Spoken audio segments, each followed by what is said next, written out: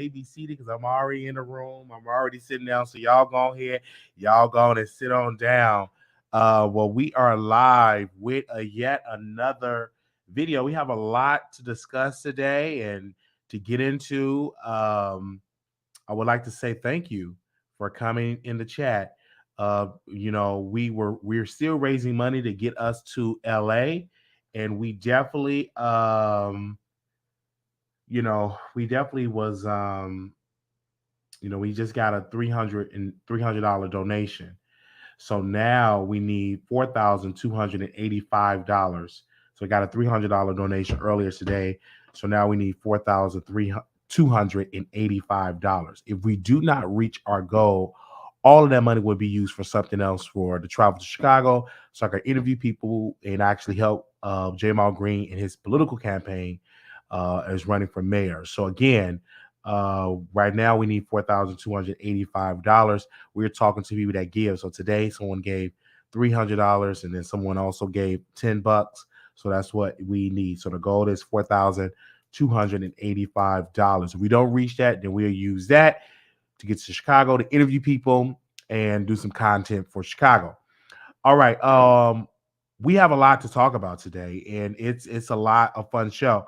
But I do want to open up. I went to the movies today, you guys. I went to the movies, and let me put the picture up here. The movie that I went to go see today. Let me see, where is it at? Okay, I went to go see The Inspection, and I went to is Gabrielle Union, Jeremy Pope, and so I'm on my way to go to the movies, and finally I had to be at the movies at 2 o'clock. But first, before I went to the movies, I had to get my insurance because my insurance it expired. You only get 6 months for liability insurance, and it expired about 2 days ago. So I was shopping around for some more liability insurance, and so I found a company for some liability insurance. Boom, and so I had to do that. Then we do our members only live. We did our members only live. It was an amazing members only live. We had Larry Reid to stop by. We actually going to play that Larry Reid piece later in the show, just to give y'all a sneak preview of what we get over there in the members only. Now, when we did that, I got done with that. Then I go to the insurance place to go get my insurance card so I can have it in the car, because I don't like to drive without my insurance card. Even though I have it in my phone, I like to have the paper because I'm a black man behind the wheel in these predominantly white areas. Carrollton, I'm driving through Carrollton, which is a white area, predominantly white. Frisco, predominantly white. Plano, predominantly white. So you want to make sure you have everything in your car you need it. You know what I'm saying? Because a cop, I am a 6'2", almost 300-pound black man. So make sure you got all your paperwork in order. So I go there and pick up my insurance card. Here's to the movies. And I didn't even know AMC was in the mall. So I'm like, oh my God, this is the mall. So I go to the AMC and I go click on for the inspection. Guess what? It was sold out. It was sold out. No more tickets. It was sold out. And I was shocked because this is an independent film and it's a black film. And this was a predominantly, white area. So I don't think they would be interested in this movie, but it was sold out. And so, and I said, well, maybe they like the movie because they have a military background. Anyway, so I go to Popeyes because it's a food court. This is my first time in this mall. I've been in Texas for about going on 6 years. Since 2007, you do the math. 2017, you do the math. So I go to the food court, and I couldn't do the Chick-fil-A because the line was packed. So I went there and I got, some Popeyes. I went to got some Popeyes, spicy breasts, and spicy breasts and some fries. And they didn't have no spicy chicken wings, so I just got 3 spicy breasts, order fries, and a strawberry Fanta. So I got that, and I'm eating, enjoying, having a good time at the mall. I'm like, oh my gosh, it's packed. I didn't even know this mall existed in Frisco. I'm in Frisco. So I said, well, let me go look for another movie theater that's showing, the inspection. They're not showing it at Cinemax, the area that I go to in Plano. They're not showing it there. So I had to go to another AMC theater. What was the other AMC theater that I had to go to? I had to go to another AMC theater on North Central Expressway. And this one that I had to go to, this was like in another mall. Okay. This was in another mall. All the stores, it was in a whole other mall. Okay. So I went to that AMC.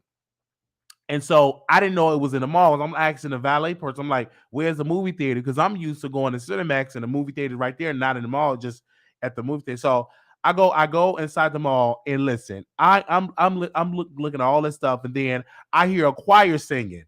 And I was like, oh my God, it was a quite great singing, And I'm listening to the choir and I'm trying to find this. First of all, I have to walk through Macy's trying to find this AMC theater because I had to get there at 4 o'clock because I don't like to be late. I like to be through the preview. So I go there. I already purchased my ticket on the app, and I go there and everything like that. And then I wanted to get something else to eat. And I was like, let me snack on something. Because, traditionally when I go to the movies, I like to snack on a meal. I like to eat when I'm watching a movie. I just always have drinking on something or putting something in my mouth when I'm at the movies. Something sweet in my mouth. Anyway, so I go there and I wanted some. I was shocked that they had pretzel bites and cheese. So I ordered some pretzel bites and some cheese. And I order a large slushy, one of them large slushies. I go there and I go into my seat, and they're watching the preview. So I'm eating these pretzel bites. And it tastes like earwax. Like the cheese tastes like earwax. It was disgusting. It was really disgusting. And maybe the guy didn't even know what he's doing, because when I went to the Icon Theater in Chicago, they have the best pretzel bites ever. It's just delicious.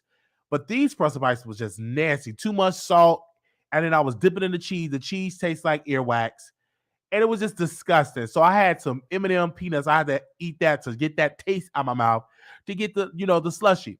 So boom, the movie come on. Boom, the movie come on. And I'm looking at Jeremy Pope, who is one of my favorite actors. And he's gay, right? I love that. And so I believe he's gay in his real life. I don't know. I don't know if he's gay in his real life. Anyway, he's playing a gay character. So what this was about was a homeless gay man joined the military. And so I'm hearing this story, looking at the story. It's a beautiful story. And then, Gabrielle Union is playing, this mother, this homophobic mother, and she kicked her son out for being gay. And here she is smoking a cigarette. I was shocked that Gabrielle Union was able to pull off this drama role. I was shocked. I'm watching online. I was shocked. And here she is. She listening to some preaching, smoking a cigarette, and you kicked your son out, and you didn't even want your son to even come in the house. And then the son wanted to sit on the couch. And here she is putting newspaper on the couch because she didn't want her son to sit on the couch. So I'm seeing this. And it's a true story, by the way. I'm seeing this, and I'm just like, wow. I was tearing up because I said there's so many mothers like the character that Gabrielle Union was portraying that kick their kids out because they're gay at a young age. Here I'm weeping, I'm crying, I'm trying to watch this movie, but I'm crying. And so he asked his mother, he said, listen, Mom, I need my birth certificate because I want to go to the Marines. Oh, you want to go to? Oh, okay. You want to go to the Marine? Very nasty. So he picked up a picture. She took the picture away from him. She wiped off the picture because she didn't want the germs on it. Put the picture back up there. He said, I need the birth certificate. So she go and she said, this is the only thing that is connecting us. Before she said that, I have already made peace of losing you. That's painful. So I'm still crying. That made me cry too. I already made peace losing you. This is our last connection. And if you fail or if they don't work, this take this as non and void or something she said. And I was like, wow. I'm like, Gabrielle, I'm hating her character. I'm like, what the F you talking about? That's your son, that's your blood. And so he's homeless. So he got nappy hair. He's really, really homeless. So it painted him going back into the homeless shelter. He was shaving, going back to the homeless shelter. And so one of the older homeless guys, he said, from an old queen to a young queen, he said, I don't think you should do this. You're smart. You could do anything you want. And he said, you and I both know that's not true. And I was like, oh my gosh, you are smart. And Then it goes into him going to the military. And then you have the drill sergeants yelling at him and all of that. Oh, get off the bus and blah, blah, blah, blah, blah. Brought back memories when I was in the military. Um, Hearing that, and I brought my memories. And when he was in the military, it showed that he was gay. And this was during a time in the military when they had that don't ask, don't tell policy. This is when they had the don't ask, don't tell policy. That was actually, voted, passed under the Clinton administration. And it was actually President Obama, you know, that was the end of that under his administration. But this was under don't ask, don't tell policy. So he was in the showers, and then it did like a flashback to like the bathhouse or something like that. So it went back to it, it flashed back into the scene, and he was like, "Oh my gosh, he's on hard." So Jerry was on hard in the shower. So I don't know if it's true or not. He was on brick hard. And I'm like, "Oh my gosh, oh my gosh!" I can just imagine you around all of those good-looking guys, and all them good-looking guys with bodies. I could just understand that you get horny. You know what I'm saying? You get on hard. It's hard. I remember when I was in the military for the short amount of time, I did have some. I did get it in the military, in the military, I did get it in. So I don't. It's not shocking to me because I did do something in there with a guy, and so it wasn't shocking. So it didn't surprise me. So he was on hard, and they beat him up in the shower. Then in the middle, you see him working, working, working. One of the parts and that I liked, one of the drill sergeants was down low gay, and he was married. Jeremy pulled out the man pink because he was in the stall. Jeremy was in the stall. The drill sergeant that came, I guess he was like Latino or something. He pulled out his ping, and Jeremy licked on the drill sergeant Pete. I'm like, oh no, what is going on? Like, you supposed to be fighting for our country, not licking on the drill sergeant Pete. But I'm not gonna get into all the movie. The movie was good. It was good, and I was enjoying it, and I was getting my life. And yeah, it was good. I highly suggest y'all go. You know what I'm saying? Y'all go see the movie. Um, and it was way better than Bros. And I think this movie is going to do better than Bros because Gabrielle Union have a big fan base, and Jeremy and stuff like that. And I think a lot of black gay men should go see this film, especially a lot of black homeless gay men that are no longer homeless that got kicked out of their house should go see it as well. And how the Marine saved his life. So, but one of my favorite parts, that was one of my favorite parts of the movie. Absolutely. I was like, yes, I love it. I love a man in uniform. But my favorite part in it when he graduated from the Marines, he passed, he graduated. And so it was a scene with Gabrielle Union. They were sitting down. She came to because first of all, he asked his mom to come. She said, I don't know if I'm gonna come, I might not come, blah, but don't call me on my job. And she was a prison correction officer, right? So long story short, she come to his graduations. So she come there. She is extremely happy. Like, oh my gosh, my son in the military. So they go out to eat. He says, it's my treat. So they sitting down there eating. And she said, oh, you can stay with me, get some home cooked meals. And I know the women gonna love you. They're gonna be throwing themselves at you because you are a military man. He said, Ma, the military did not make me straight. I'm still gay. And she said, if I tell them they're gonna beat that uniform out of you, right? I'm like, is this Gabrielle Union? So she got up and she tried to smoke a cigarette. And he was like, you can't smoke him. Don't worry. I said, y'all let him. Y'all know he's gay out of this world. He shouldn't be in the military. So one of the drill sergeants was like, he don't tell, we don't ask, right? And it was like so freaking powerful, man. Um, I just had to tell the movie, and I know I'm spoiling the movie, but hey, I should never seen this shit. I had to tell it. I saw the movie and it was good. It was really, really good. It wasn't lengthy. It wasn't that lengthy, but it was good. I know people was like, "Oh my gosh, you should see the movie." But yeah, okay. I ain't gonna say no more about the movie. Make sure y'all go see the movie. It did better than Bros. It did better than Bros. So I went into the movies and stuff like that, and I just be in the house, and so I was able to get outside and really really experience Texas. And it's a lot of places out here in Texas that I don't even know that that's out here. A lot of malls. Cause me, I'm just in my little hub. You know what I'm saying? I don't do too much traveling in Texas. And I was shocked. I said, "Oh my God, these are malls." So I'm gonna actually do some more experience in these malls and shop and take some, like, go out with friends. If I have anybody that come visit me, I'm like, let's go to the mall. And I had a good time today. And then I was able to speak to my station head people. They was able to drive with me and everything like that.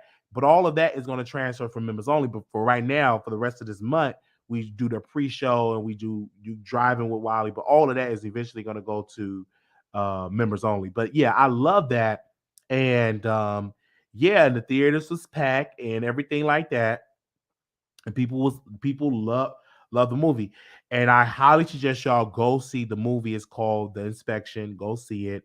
It's in theaters now. And it was a good movie. I give it like literally two thumbs up. I just wish the movie was longer. It needs to be a part two. I want to hear more of his story. Him, serving the military, him in battle or and stuff like that, and his relationship with his mother. I believe that I want to see him in a relationship. I want to see definitely I want to see a part two of this movie. But I watched it and I had an amazing job, watching this movie, but everything like that. It was definitely great, seeing this movie. So make sure y'all go check it out. All right.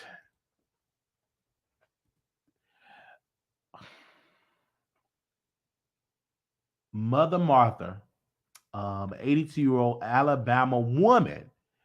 Shout out to the North Carolina beat. This woman, 82-year-old Alabama woman, arrested for not paying a $77 trash bill. A $77 trash bill. They said they arrest 82-year-old woman on a $77 trash bill should have found them a damn new job today because ain't no way in hell. An Alabama woman was arrested for not paying her $77 trash bill, and the local citizens are still outraged. Authorities in Valley, Alabama, arrested 82-year-old Martha Lewis Minifield after police say she did not pay her garbage service bill for June, July, and August. Minifield was charged with a misdemeanor offense of failure to pay the soil waste fees. They said when I learned about this story, it pissed me off. This is on North Carolina beat because I had never heard of anyone going to jail for not paying a bill. You should think the city of Valley would have sued Miss Martha for the $77 or stop servicing her garbage, but to arrest her, it's real. It's sad. You know what I'm saying? But I'm not shocked. And this is why the people in Valley, Alabama, and all of these small little towns and stuff like that have to vote and vote in people to say, "Hey, we're not going to arrest people for not. We're not going to arrest people for not paying their trash. We'll just put it on your credit and all of that, or we will stop servicing you, but we're not going to arrest you." And see, that's why the power of the ballot. And this is why I tell people when you live in these small places, they want to charge for everything and they want to arrest you, especially if you're black. And a lot of that dealing with the Jim Crow, dealing with slavery, to lock up as many black people as for petty stuff, right? And this is why it's important to run for your local offices so you can have policies on the books and say, hey, let's not charge, arrest people, especially the elderly, for not paying a bill of trash, right? And I believe that if you're elderly and you're a senior citizen, your trash bill you shouldn't even have to pay a trash bill once you reach, especially if you're in your 80s, you should be exempt, in my humble opinion. This is why you must put boots on the ground. This is why you must talk to and educate voters in these small towns, in these small areas, because it's a lot of corruption, a lot of bad things that happening. Is really, really sad. to put handcuffs on an 82-year-old woman because of a $77 trash bill, people. $77. Okay. $77. It's going to actually cost more to incarcerate somebody, more than 77 bucks. So it's just really sad. So when I heard the story, I was sad about it. I thought that it wasn't true, and then I did some research. I said it really was true. It just doesn't make sense. Why are we arresting the elderly for a trash bill? Right? That does not make any sense. To me, that's like like really. I don't think that they will arrest a 77, 80 some year old, I'm sorry, 87, 82-year-old white woman. And here we are, we still got, the white woman that lied on them until she's still out here scot free. But yet we're arresting a woman for a $77 trash bill. 77 bucks. Yeah, 77. 77 bucks. It's just, you know what I'm saying? It's just sad that we are arresting somebody for a trash bill. Like, that doesn't make any sense, you guys. Why are we arresting somebody for a trash bill? And I could have paid that. That's 77 bucks. And she was in trouble before for not paying, and she probably don't have the money to pay it. And I'm assuming probably that she's on a fixed income. It's difficult, you know what I'm saying? And I don't know if she have any children. I want to do some more digging on this situation. I don't know. I got some producers that's probably doing some digging right now that could probably give me some more stuff to across my desk. But we're living in a country still where people are getting arrested for petty stuff, for not paying a trash bill. You got people that's being arrested for not paying their tickets. It's just really, really sad. But that can change if you run for public office and get into those position of power. And when you have to sit at the table, you can change the laws and make sure you change the laws when it comes to petty stuff like that. Because I don't think that should be a law on the book, in my humble opinion. And a lot of times when you have elderly people, even like my grandmother, like sometimes she will forget to pay a light bill. She will forget to pay a gas bill because she's older. When she was, in her home, she would forget things. I'm like, grandmother, things over. Oh, I done forgot to pay it. I might have to call them folks. Like, you have to remind her, because once you reach a certain age, you forget stuff. And that's what she did. It probably slipped her mind, or she probably didn't have it. And it's just sad that they got her for 77 bucks. So I speak to the shame of the Valley, Alabama. I don't even know what Valley, Alabama existed, but you're talking about Alabama, a very racist state. I remember I had a producer reached out to me and sent me information to be a probation officer in Alabama, And she was like, you should do it. And I'm like, I'm not moving to no Alabama. Alabama is one of the worst states in the nation, one of the poorest states in the nation. And I'm just not moving to a racist, bigoted place. I'm absolutely not. Not in no Alabama. Absolutely not. Texas is fine. Texas is more modern. Texas is more urban, Dallas per se. But you're talking about Alabama. You know what I'm saying? Well, a lot of people don't vote in Alabama. A lot of people don't send super chats in Alabama.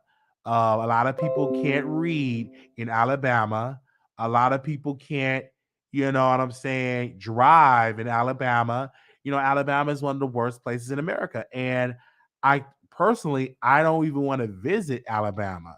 You know what I'm saying? I just don't want to visit. They don't know how to talk that well in Alabama. And they're racist in Alabama. So again, I'm just not shocked that this happened in Alabama. And I may even have some Alabama subscribers, but I ain't checking for Alabama. The minimum wage is low in Alabama. And they don't even send super chats in Alabama. I've never got a super chat or cash out for people in Alabama. What is the minimum wage in Alabama? Let me see the minimum wage. The minimum wage in Alabama. Let me see. Minimum wage in Alabama is $7.25. No, I'm not moving to Alabama. Okay, let's Google Valley, Alabama. Is it Valley, Alabama County? Let's see. So it's in Chambers County, Valley, Alabama. Valley's a city in Columbus. I mean Chambers County, Alabama, and they have 34,772 population. Okay, all right. Wow. So it's like a small place. So no, I'm not moving to Alabama. And you know what I'm saying? I'm just not. A lot of people ain't got teeth in Alabama. So and so it is what it is. What they did to her. And I know I probably got some people that actually live in Alabama. No offense. I just when I think about Alabama, I think of trailer trash. I think of trailer parks. Not trailer trash, but I think of trailer parks. Honestly, no, when I think about Alabama, sweet home Alabama, they had a trailer somewhere. Ain't no kind of place to go. Like when I think about Alabama, I ain't nothing sweet about Alabama. So yeah, when I think about it, I just think about when I think about Alabama, when I'm trying to eat at a restaurant, we don't serve your kind here, boy. Go to the back. We go to the back. We don't serve your car here. You don't serve my car. Go to the back. We don't serve your car here, boy. So it just, I wish I could get this lady out of Alabama. Miss Mother Martha, I wish I could just get you out of Alabama, bring you to Texas, get you in a nice assisted living facility, and get you up out of Alabama. I really wish so. Yeah, I don't know about Alabama. And I know I probably got some people that live in Alabama, but man, Alabama, that's a raggedy place. One of the raggedy places. Mississippi, I ain't got nothing against Mississippi, but I don't want to move to Mississippi. Okay? That's a raggedy state. Damn sure don't want to move to Alabama. Like, them the two places that you just go there when you trying to hide from the cops. When you go in the swamps, you go somewhere in the swamps with the alligators, like you want to hide from like the FBI or something. I think that's like a place where you just go there to hide. You know what I'm saying? It just because the cops ain't even go. They even think, well, he ain't in Alabama. It's just I ain't trying to come at this state, but I just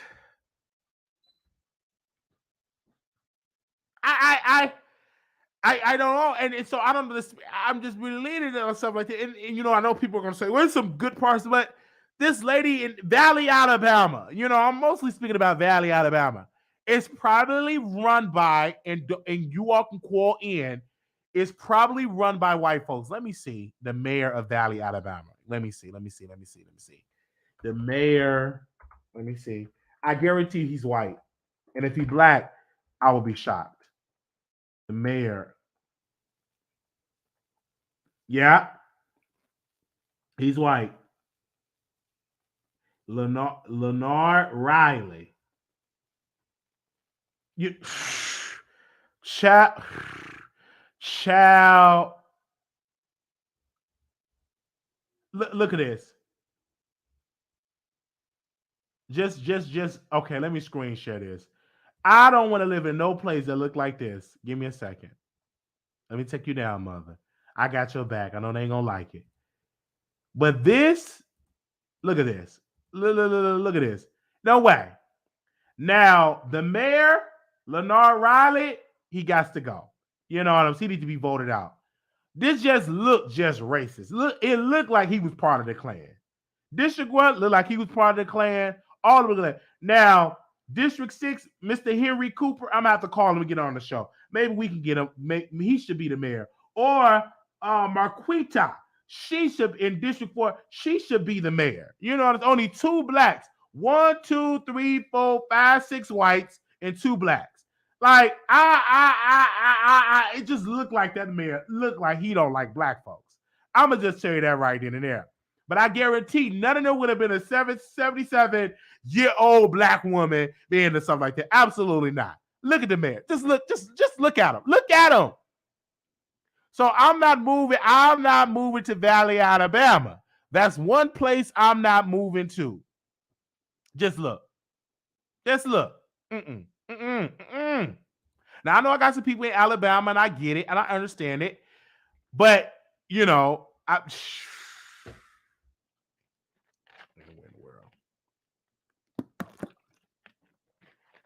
got all the white people just up top, white, and got the colors at the bottom. Look at it. This is just look at it. They could at least put the black folks up top. They got there's two colors at the black, at the bottom. Number white, old white men. But black folks in Valley, Alabama, y'all need to be registering folks, putting boots on the ground so y'all can change the directory of the city council. It shouldn't be. And I know it's a lot of black folks that's in Valley, Alabama, I hope. You know what I'm saying? Y'all need that. It should be all black. Anyway, I'm going to call them and do some more calling and stuff like that because I just don't appreciate that happened to her. It is what it is. Let me move on. We're gonna drop the link and we're gonna let y'all call in at the end of the show. So don't stop.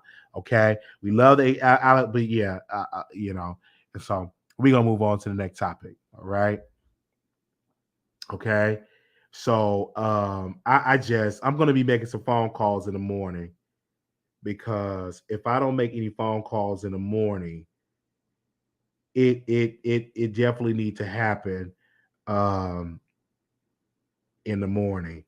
Okay. Definitely. I'm going to be calling to, not in the morning because it's the weekend. It's Saturday. I'm going to call them on Monday. On Monday, I'm going to be doing some phone calls. Yeah. So Monday, I'm going to call first people I'm calling is the black folks to see what they doing. All right. I'm going to call them. I'm going to call their officers first. Then I'm going to call every person on this screen. Right. I'm calling all of them and say, why do y'all have this racist policy charging folks for trash? All right. All right. So especially the senior citizens. So I'm going to be calling them on Monday morning. I'm going to start with the black folks. I'm going to start with the sister with the fro. And I'm going to start with the black man with the fro. And we're going to do that on members only. Members only. We're going to be, I'm going to be calling them on members only. And we're going to have a conversation. Because, you know what I'm saying? We're going to have to make a phone call. And so all the people that's in Alabama, don't get mad at Wiley. The outrage should be with them for having this racist policy on the books. So before you try to drag me on social media, drag the city council of Valley, Alabama. All right? So make sure, people, if y'all can find their social media as well. But we got their numbers on here, and we're going to be making some phone calls. Okay? No, I'm not going to faint. I'm going to actually answer and talk to them. All right? We definitely going to call them. All right? I'm going to call them from my New York. I'm going to call them from my New York number. We got ways. I ain't going to call them from my personal number. I'm going to call them from my show number. All right? We're going to definitely and it will be recorded. It will be recorded. Because I know how they play around. Hold on, hi, this is Mayor so-and-so from Alabama. I want to just tell you right then and there that we charge our residents for trash because we have it's help us in the resource to help us balance the budget. But I will definitely apologize from the deepness of my heart to Mrs. Martha, to her family. I've been the mayor for over 10 years and I don't have a racist bone in my body. I love African American people. I love it so very well. A good sister of mine, her name was Miss Barbara. She took very good care of me. Me and Paul and Ma took real good care of me at all. So I love me some African American people. And when Dr. King came down here back in 1963, I was with that with Dr. King, and I actually marched with Dr. King. So I'm gonna just tell you right then and there, I love the African American race. So I have nothing against it, and we definitely going to make a public apology to Miss Martha. You know what I'm saying? That's how they're gonna be talking. They ain't gonna be talking regular. All right. Anyway.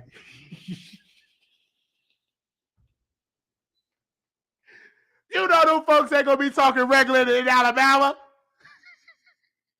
You already know that. All right. It's racist. Anyway, here we go. Okay. All right. We talked about that. Celine Dion. Unbreak my heart. Oh no, she didn't do that. What song did she sing? What song did she sing? No, she didn't sing Unbreak My Heart. What song did she sing? Can somebody tell me that song that she sing on the Titanic? Every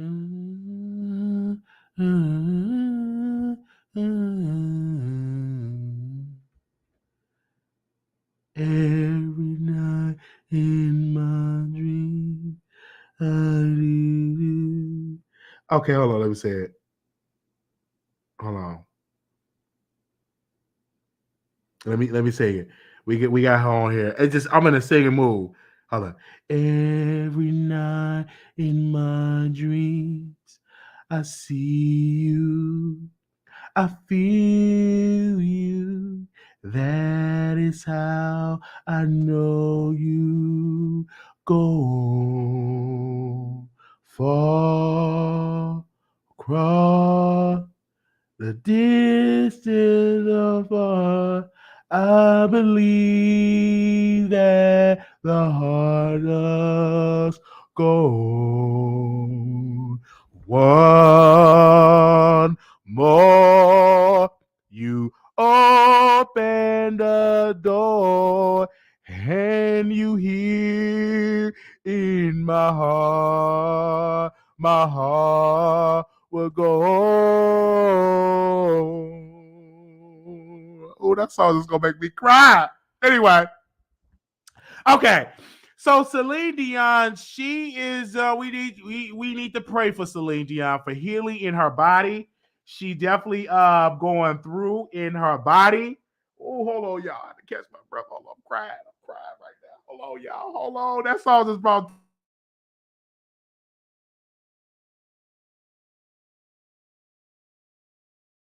That song just brought tears. Oh, woo!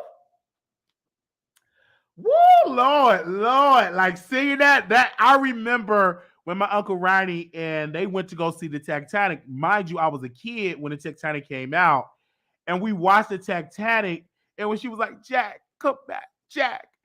Baby, I went in that restroom and I cried. I cried so much. I cried and cried and cried because I wanted Jack to make it. And I'm crying over these. Like you would have thought, like I lost my entire family. I was in that bad. Oh, Jack, so I was so sad. That movie is to this day. That movie still touched me. I still cry on that movie. I was talking to a girl. She was really beautiful, by the way. And I wanted to impress her. And so I said, let's watch the Titanic. Let's eat some popcorn and stuff. Let's watch the Titanic. You know what I'm saying? Because she didn't want to watch Booty Call. I was like, let's watch Booty Call. I don't want to watch no Booty Call. All right, she didn't want to watch Booty Call. So the best thing I was like, okay, let's watch Titanic. So I had a DVD player. And I put the DVD, and it got to that part when the Jack come back, and she looked at me. She said, "Are you crying?" I'm like, "Oh, you just don't understand." I was like, "Can you hold me? Can you hold me?" I was like trying to have her to hold me. Like she blocked my number. She blocked me on social media because she said it was weird that I was crying. You know what I'm saying? It just touched me, and she blocked me. It touched on my, my seminal side, my feminine side. And why would she block me? I was watching the movie and it touched it. That part touches me. So I cried. And so she blocked me. And I said, "Can you hold me?" And she like blocked my number, blocked me anytime I see her walking around, and she go the other way and all that. Good girl in Chicago, but it's okay. It's okay, Monica. It's okay. You can block me all the time you want to. Yeah. So Celine Dion is having she's on the sick and shut in list. She has some type of condition that is dealing with her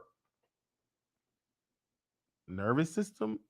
I don't know the condition that she has. She's on the sick. She's sick. All right.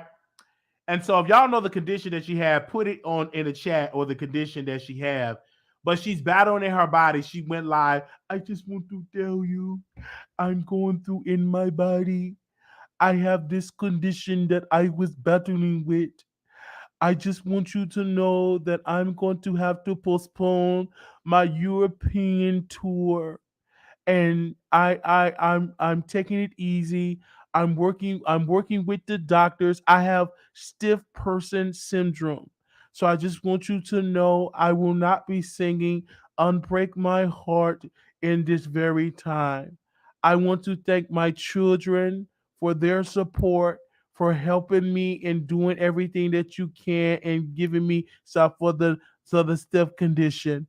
I also want to thank my fans. You all have been with me for all these years, and I will get through this at this time.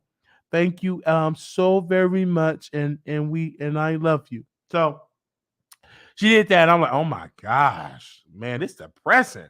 But anyway, and so I'm saying that I said she really need prayer. Healing her body completely. She need prayer. You know what I'm saying? You know, she need prayer and stuff. So she definitely, this lady need to retire from music. I didn't even know she was still singing because she did Vegas for like 40 years. Like, it's time to retire.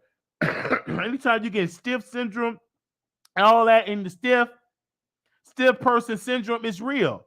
And so, take it easy. Stiff, you know.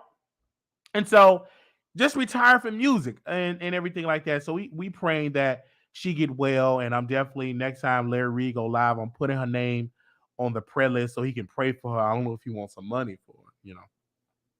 I'm gonna pray for her, that God healing her body completely. Dry up the stiff condition in her body. Lord, heal her completely from the crown of her head to the sole of her feet. Dry it up because you made the body. You designed the body. You know every inch of her body. Lord, we ask that you dry up the stiffness and make her whole. In Jesus' name I pray. Thank God. Amen. Mm. We want her healed. We want him to dry it up. Oh man. Oh man. So thank y'all so very much. We just have to pray. Let me move on because I was just I was getting, emotional. All right. Well, we thank her so very much for her support. We're gonna reach out to her once she get all not stiff no more. We're gonna make sure we got to break her the show. All right. Who else I'm gonna talk about? Because we have a lot of to talk about here.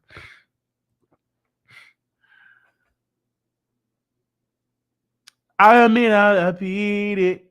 I admit I did it. Oh, okay. I can't see the song. But anyway, R. Kelly album was dropped on social media platform on streaming platforms and said, I admit. But R. Kelly have came out and respond that it was not him that put that music out.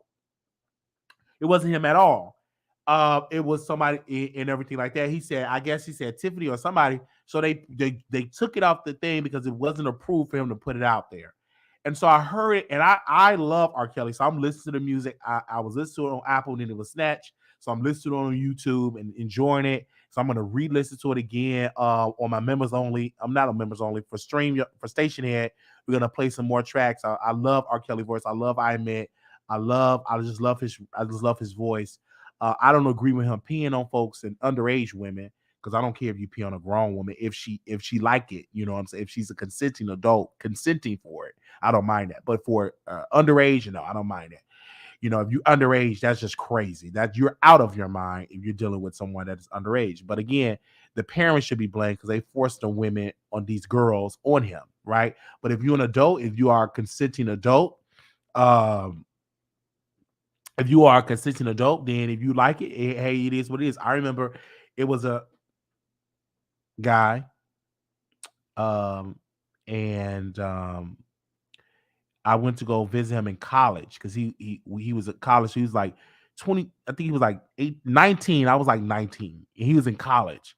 So I got on the bus, and he was like, "You can just come in my dorm or whatever." And I'm getting in the dorm, but then I had an apartment on one on. Yeah, I forgot the address. We had my grandmother had me and my grandmother had an apartment together on the lease, but she never moved in there. So that was like my whole ground. Like I could just hoe in that house because I didn't have to worry about it because my grandma never came and visit. So I went to the apartment and I brought him over and we did some things. He wanted the golden shower. Now I didn't know what a golden shower was because I said, what golden shower? I don't have a golden shower. I have a regular shower, but I don't have a golden shower. He said, no, I'm talking about I want you to piss on me, pee on me. I'm like, what? What?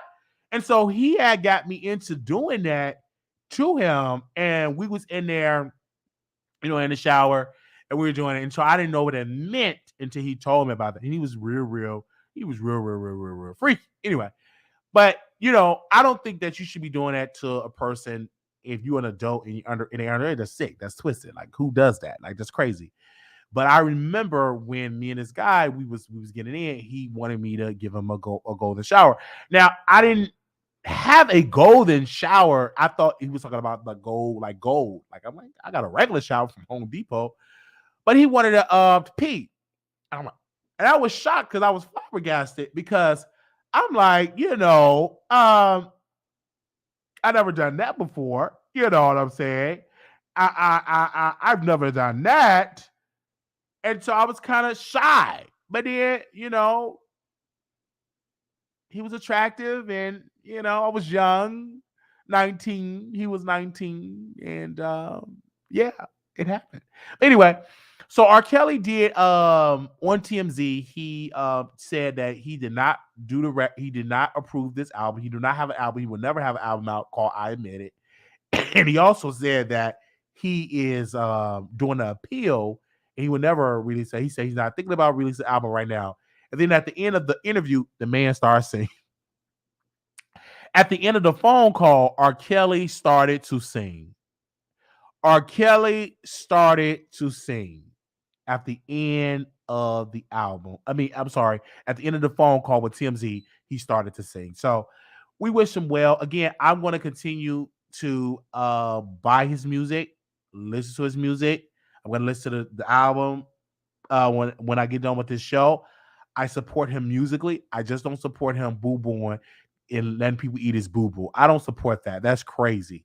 Now, unless a grown woman want to eat some boo-boo, I just don't agree that you deal with the other age and you making them do a sacrifice by eating your boo-boo. Like, come on.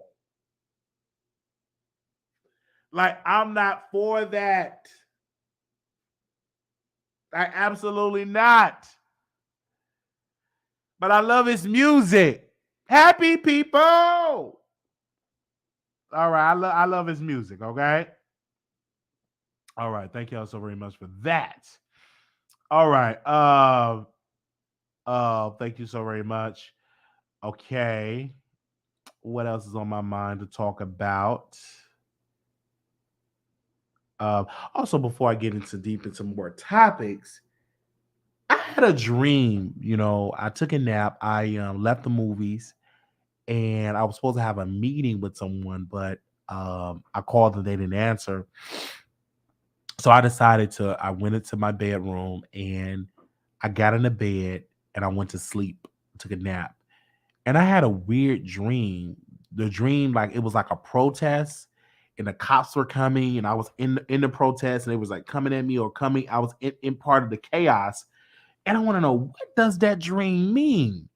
Because the last time I had a dream, it was about Pastor Kevin Cunningham from Transformation Center of Chicago Church in Chicago.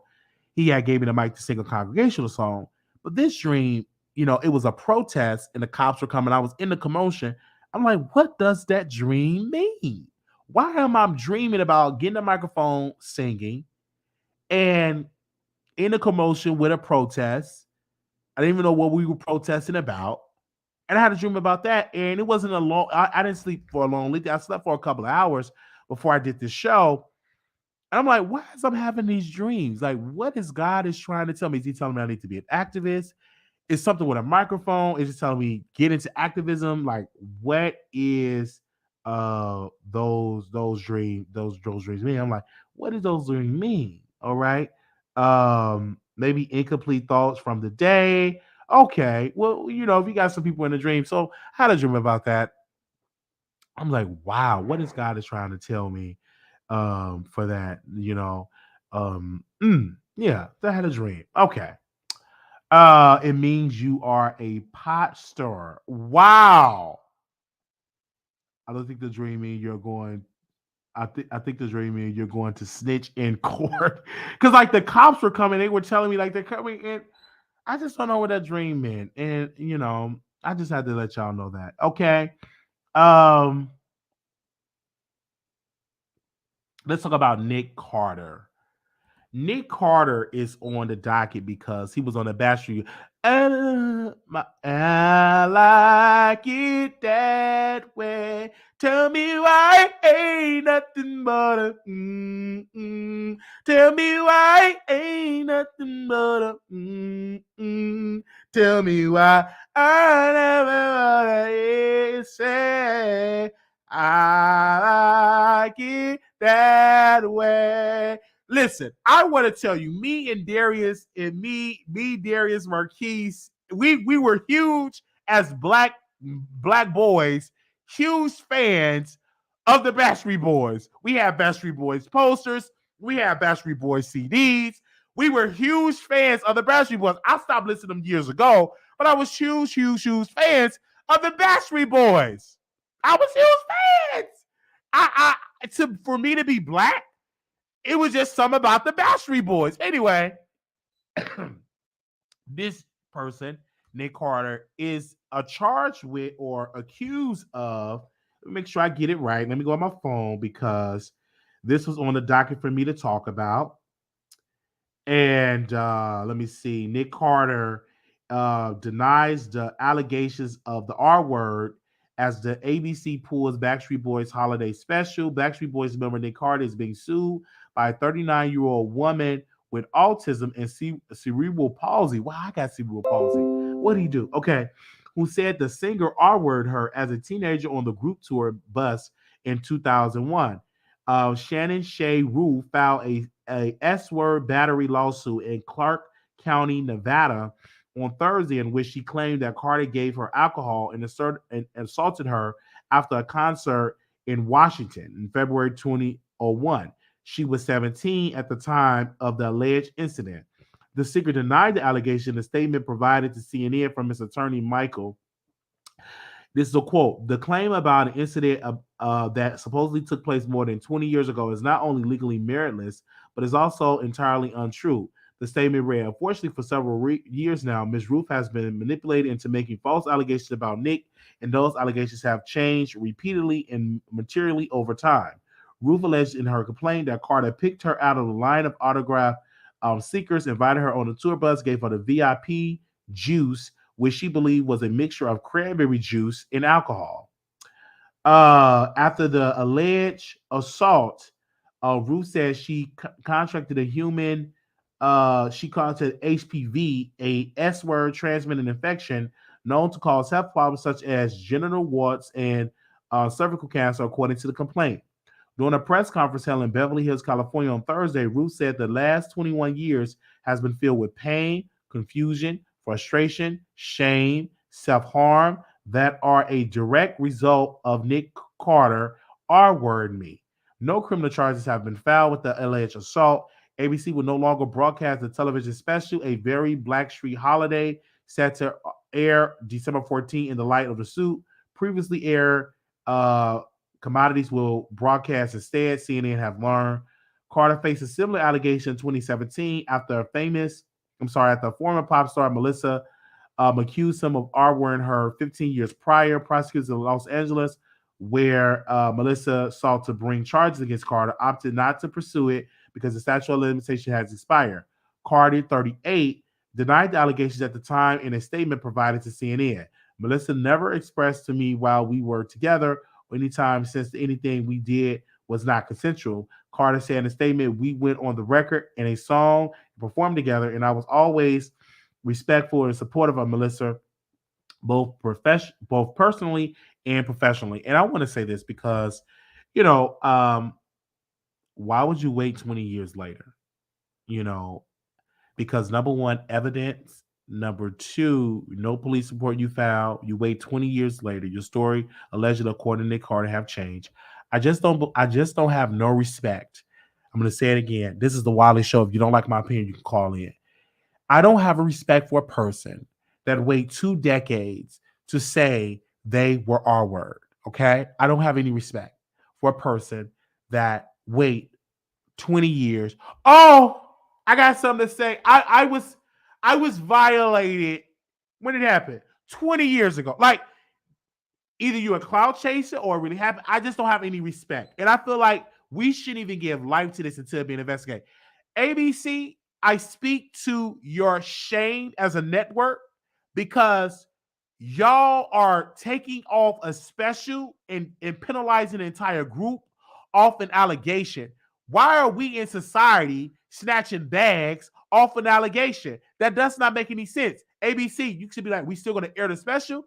We're gonna investigate this, but we're not gonna snatch the special. That doesn't make sense because what it does is it have a precedent or which y'all you know what I'm trying to say, that a person could just come out with an allegation and bags can be snatched.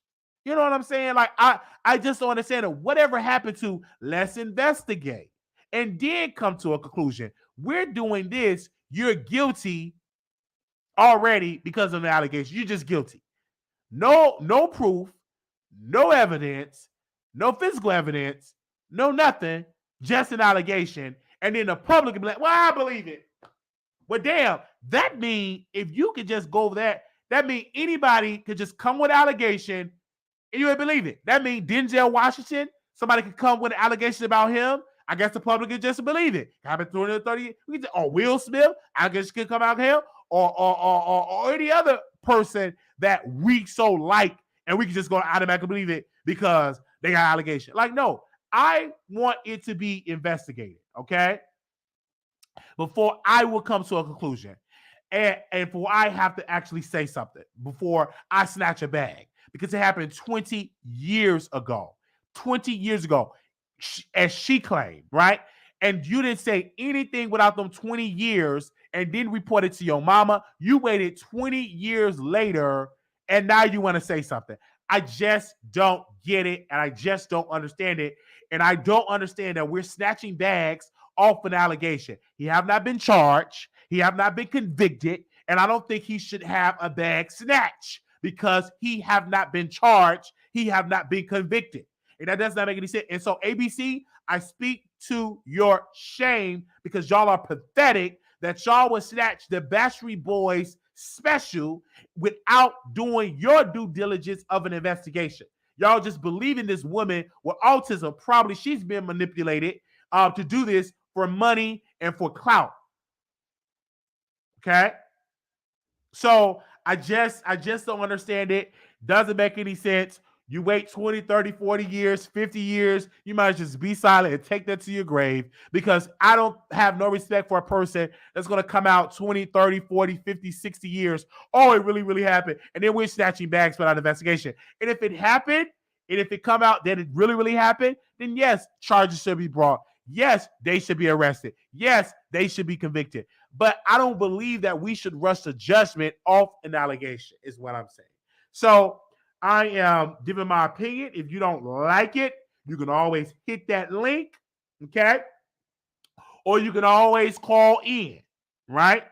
So I just don't believe it that we should snatch a bag off an allegation. I want to say this because I know people in the chat going to say he's on Nick Carter payroll. I'm not on his payroll.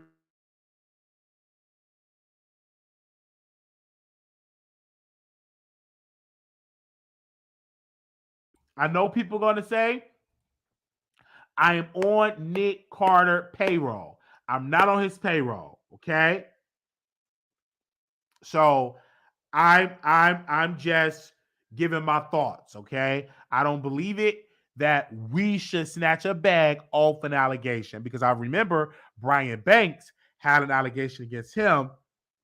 This black woman lied on him and said that he R-worded her. Then years later came out and said, oh, I lied. His career, he went to prison. He was falsely accused. He had to fight to get his name back. And he still couldn't even get a successful football career because his best days was behind bars. And so I always reminded of that story that we should really, really investigate before we actually come out here and do that. It shouldn't be you're guilty until you can prove it. You're innocent until you can prove it guilty is what I'm saying, okay? That's what I'm saying. So I just don't understand it. I'm just giving my thoughts, okay? What y'all saying in the chat? Press one if y'all think he's guilty. All right? Press 1 if y'all think he guilty. Press 2, he innocent. Press 1 y'all think Nick Carter is guilty. Press 2, he innocent. Press 1, you think he's guilty. Press 2, he innocent. Press 1, you think he's guilty. Press 2, he innocent. Press 1, you think he's guilty. Press 2, he innocent.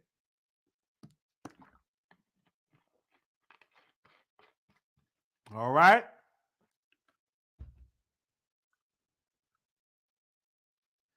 Thank you so very much. All right. People say they don't care. All right. Thank y'all so very much. Okay. Okay. Who else are we going to talk about? All right.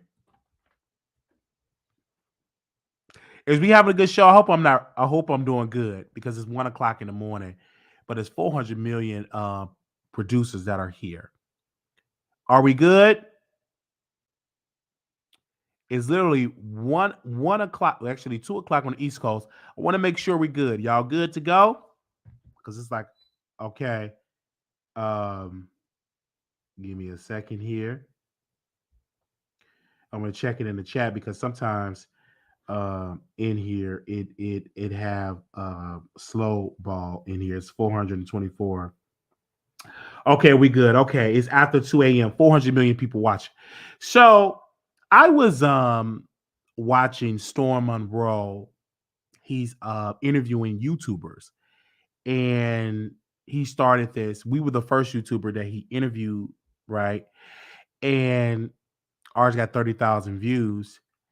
He interviewed Scotty by Nature. And I was listening to that interview because I have been watching Scotty by Nature for a while. And his story said he started on YouTube in 2009, 2010. And he has started doing YouTube, and he watched The Scorpion Show, and he watches Sweet Addiction TV.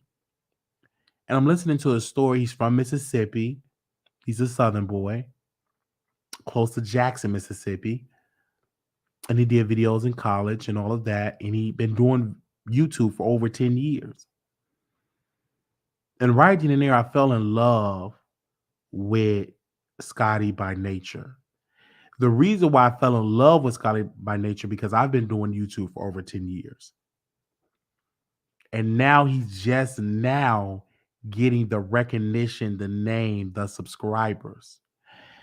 And it's so good with him. I'm zooming in into that point because people, they make fun of Wiley. They make fun of me and they say, you've been on YouTube for 10 years and you don't have 100,000 subscribers. And they say that. And that used to bother me, but it don't bother me anymore. And to hear that Scotty by Nature been doing it 10 years and finally getting the recognition that he's getting is amazing. Because I have been doing YouTube consistently, maybe about 3 years, 4 years. I have to check the numbers, but it wasn't 10 years. If I had the mindset that I have now, I would be at 300,000, right? But I was young. I was in my 20s and getting into this business. I was watching Scorpion Show. I was still in high school when I was watching the Scorpion Show. So hearing that story, I was like, wow, this is definitely amazing. And so shout out to Scotty. Me and him actually is nominated for an award for YouTube. And I think Blog of the Year. I think we both nominated for Boss Babe Awards. And I'm just looking at this brother and I'm like, I love him. I love his talent. I love his gift. I love his thing. And he works. He works at Kroger's.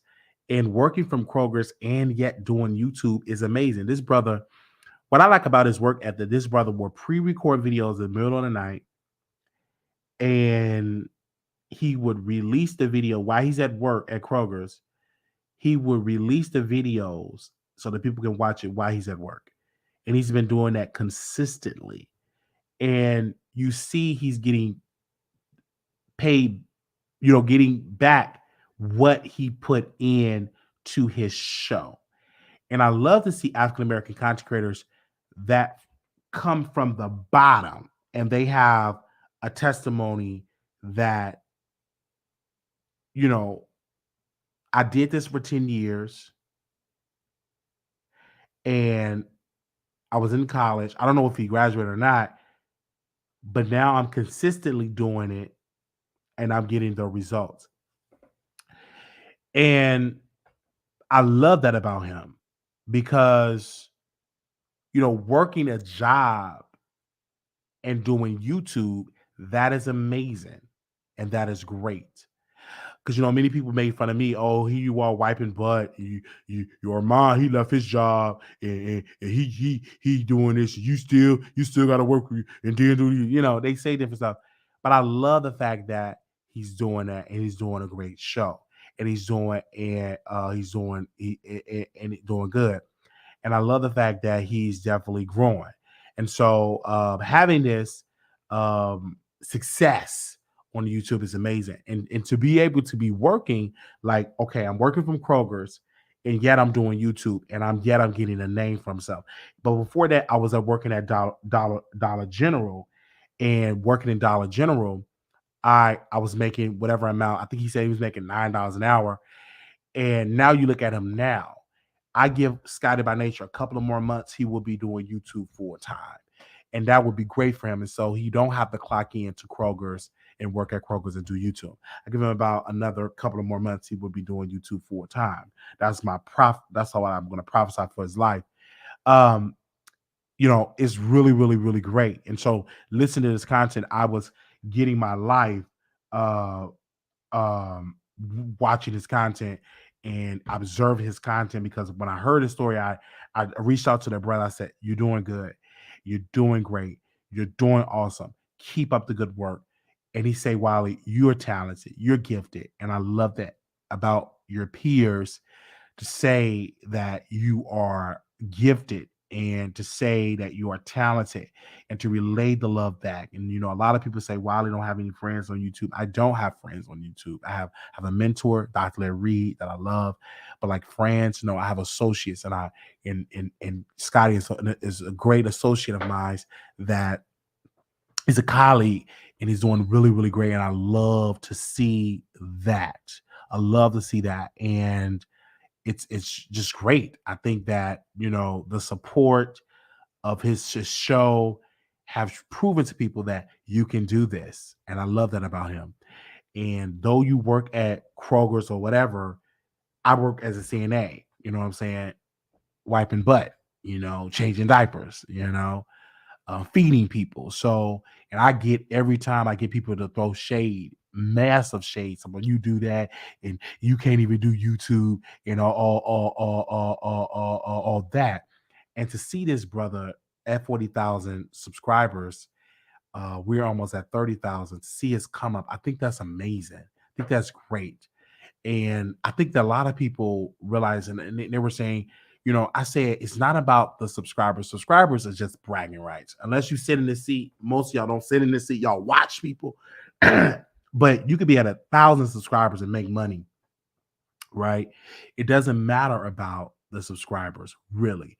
It's about the viewership, because like I said, it's people with a lot of subscribers that don't get a lot of views. And Scorpion Show is one of those shows, and people get mad when I use them as an example. But I said, I'm in this business. So unless you walk the shoes that I walk being in this business, you don't know. Because the Scorpion Show been doing this for over 14, 13 years. It's been a while, right? And they have 150 some thousand subscribers, and their views are about the same what we get over here at the Wiley Show at 29,000. So, you got to, so just because you add 150 some thousand subscribers don't mean you're getting the viewership. It was another sister that she had 100 and some thousand subscribers, Sister Diamond. I don't know if she's still doing content. Last time I heard, she was arrested. She was accumulating the same amount of views that we were accumulating. So what I'm trying to say for content creators, don't just look like, oh, I want 100,000 subscribers. Be very clear and say you want the views. Make that your top priority. And then you can say, for bragging rights, give me the 300,000 subscriber or 300 million and all of that, and do that. So we're having this conversation and all of that. And so I watched the interview. I was amazed. I was shocked. It was a great interview. One of the best interviews he did, because I relate more to Scotty by Nature's story than I did with Bonnie Blue, anything like that. I related more to his story than any other YouTuber that he had interviewed. Even I related to his story more than fucking Aniva story. I related more to fucking Aniva's story as well. I didn't relate more to his story. No, I related more to Scotty by Nature's story. So make sure y'all go check him out. I had to talk about that. All right.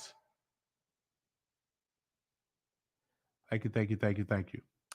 All right. And I wasn't expecting to do this. It was just on my heart to do it. I was like, it was literally on my heart to talk about that on my show today because I watched the interview. I said, man, I'm going to talk about this on the Wiley Show.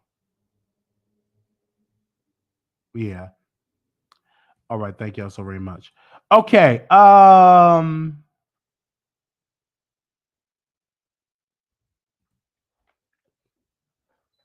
Black men don't cheat. So Derrick Jaxn, um, Tasha K really came out with these allegations that Derrick is caught cheating again. So what I did, I reached out to brother Derrick, and Derrick denied the allegation that was just a friend. Um, and so I zoomed in on the picture. It wasn't nothing prerogative, like something exotic or something nasty, and something like that. It was just a lady in her beach attire, and they were just side by side. So he wasn't kissing her, he wasn't fumbling with her, he wasn't doing any of that. And so, but a lot of people feel like he was cheating. And then I said on my station, I said, his wife, put out a curse on women. And I said, you mostly need to talk about your husband and pray that he keep his peen under subjection. Go on a fast, do like Jesus did for 40 days and 40 nights, and believe that, to help his pain get under subjection, if that's the case. But I think in this regard, she was just in her beach attire, and I didn't see them like screwing. So I think you have to do more than that's a picture. And I think Tasha, yet again, is grasping for straws because YouTube is down. Her income is down on YouTube, getting garnished. It's about to get garnished. We're going to get into that.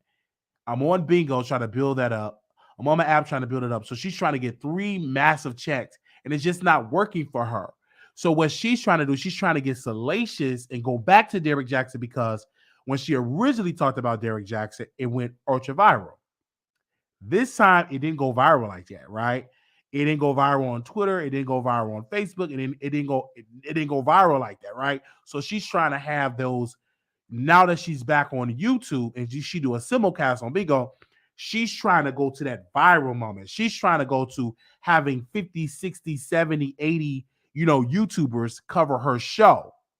That is where she's trying to go back into, but it didn't work because in the picture, it was not them screwing. Wasn't no video of them screwing. She didn't have the lady screwing because the lady, when I talked to Derrick, the lady was his friend. Nothing like that. So I guess what she's trying to do is trying to get an interview, which would be good numbers for her if she were to get Derrick on the show. But that would never happen. He would never go on our show because she would gain from it, not him. So we see that, and again, when you have a lot of children, I'm gonna say this to women, they ain't gonna like it when you have all these babies and the man's you start seeing him creeping out. You need to stop because she have all these children, and then he stuck you with the babies.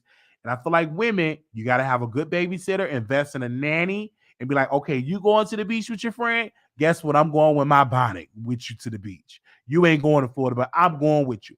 If he, you know what I'm saying? And I think like if you're going and like I told Derrick, and I will continue to tell, and I said I'm gonna say this publicly. You already got caught in a mess. So just to say the optics, I don't think that you should be around your friend because she have a fat ass and she's attractive and it's just bad optics.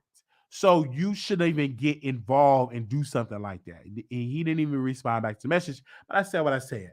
And so again, um, I don't know if he cheated on her or not, but I did reach out to Derrick. He denied those allegations. But we will keep you updated. Unless I see something else, then we can really dive into it.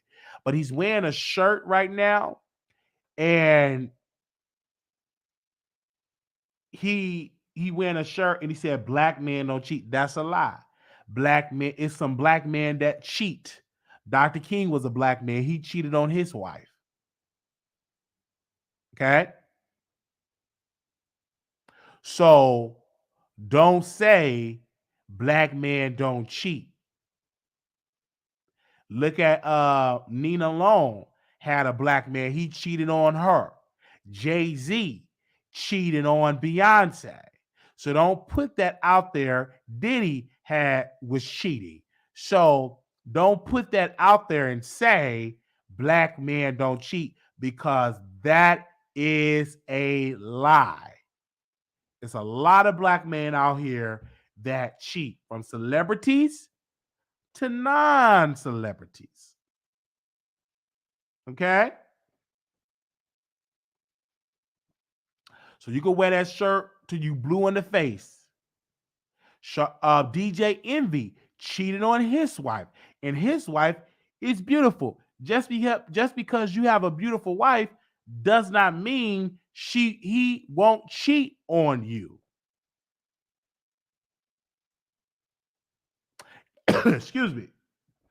So I just had to say that. All right. And so I get it. All right, let's go to the next topic. Celine. Let me make sure, because I want to make sure I talked about everything. Oh, wait. This. Pastor Jamal Bryant, the senior pastor of New Birth Church. So he did an interview. I want to make sure I get it right. He was talking about how New Birth have the most land as an African American church in the nation, and that he wants to do cannabis for a church. So let me read it. This is according to BET. It said Pastor Jamal Bryant wants to bring black men back to church by growing weed. I'm looking for people that smell like weed, he said. Doing a recent appearance on Cool Sawyer with Rashad Ali, the member of Kappa Alpha PSI, shared that he was looking for some male congregants that smell like weed. Brian, who's a pastor over New Birth Missionary Baptist Church in Metro Atlanta, said, I'm looking for people that smell like weed. New Birth is the largest land-owning black church in America. My position is to my deacons is, why aren't we not raising cannabis? Ali couldn't contain her shock, and Brian didn't bat an eye.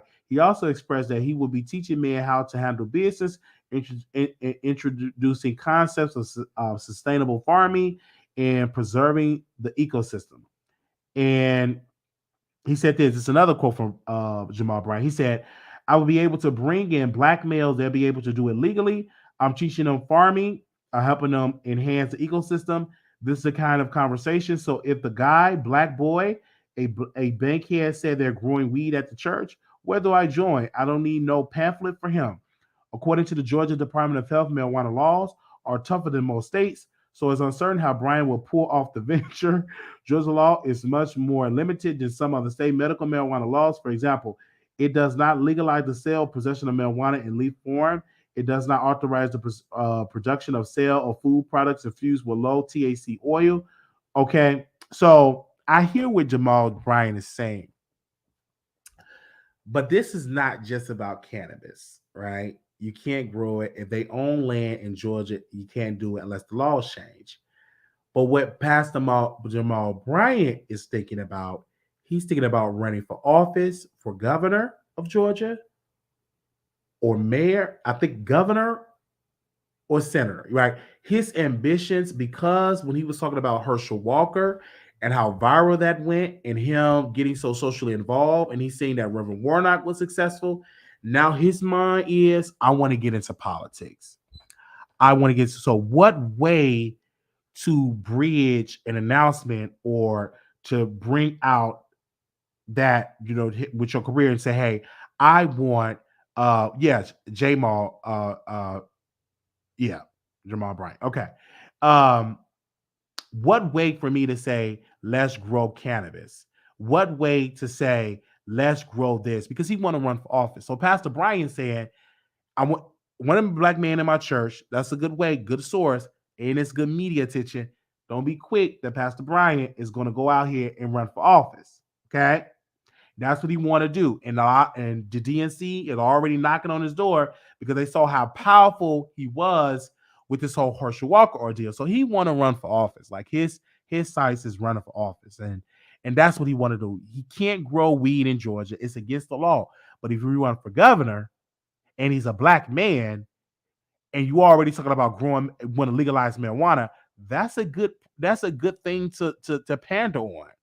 That's a good thing to stand on. Okay.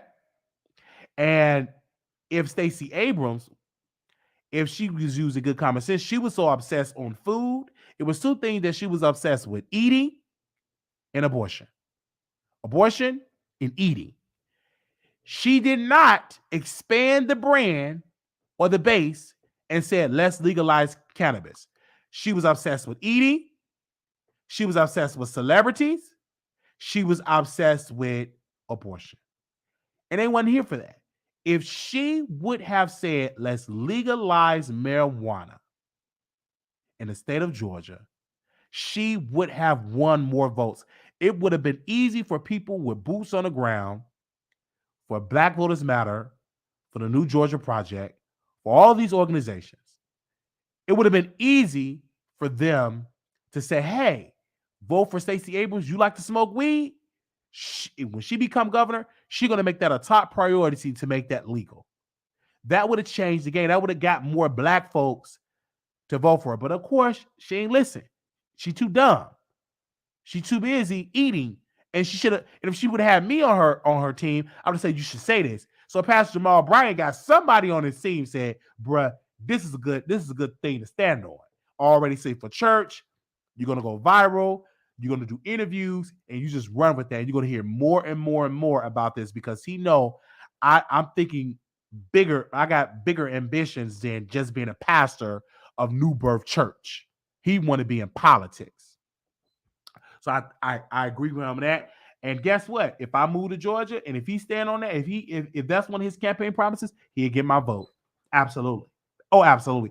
And Pastor Jamal Bryant will actually get more votes than Stacey Abrams because he's black, he's intelligent, and Georgia's used to voting for intelligent black folks, so they voted for Reverend Warnock and everything like that. He's not overweight, and he's a black male, so black males going to vote for and support him and really come out in droves. And you have some independents that love to smoke weed that will vote for him as well, and people in the suburbs that love to smoke weed will vote for him as well. All right.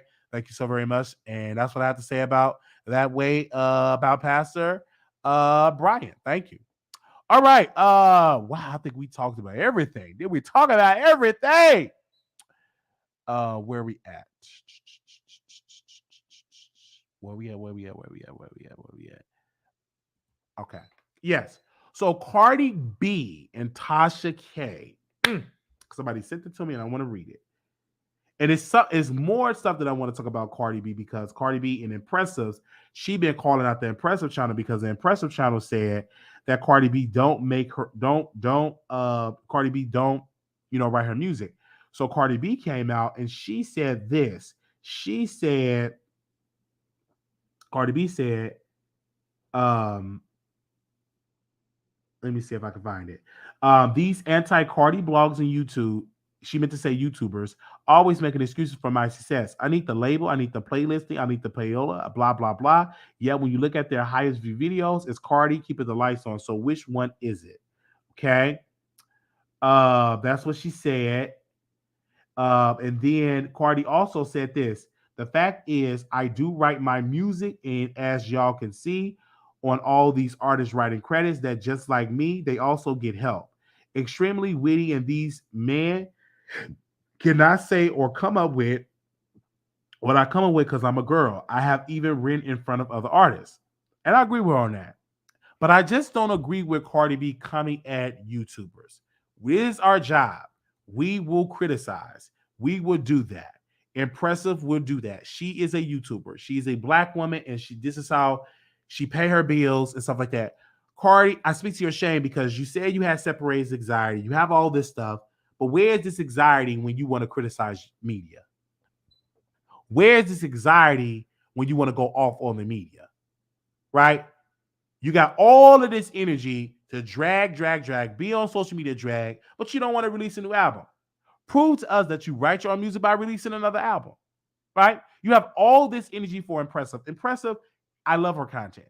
She's one of the most unproblematic YouTubers out here in the world, right? She don't even show her face on YouTube. She do her content, make her money, and go.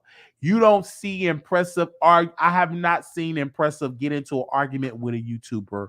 Never. And I've been on this platform for a while. Never seen that. So I just believe that Cardi B is trash. And I believe, and I agree with her with this. Every artist, Nicki, Cardi, Lotto, Erica, Banks, Megan, Lil Kim, Foxy, Queen Latifah, Glorilla, all of them have ghost writers.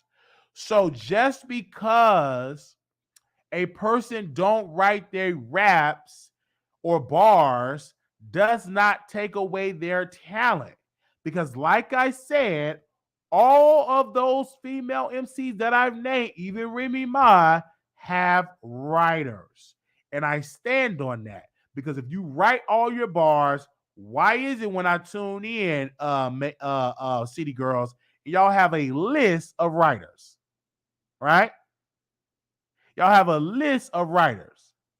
So Nicki have ghostwriters with her 40-year-old self. Cardi B have ghostwriters. So they all have ghostwriters. So again, Cardi just trying to silence black folks because we tell her the truth about it.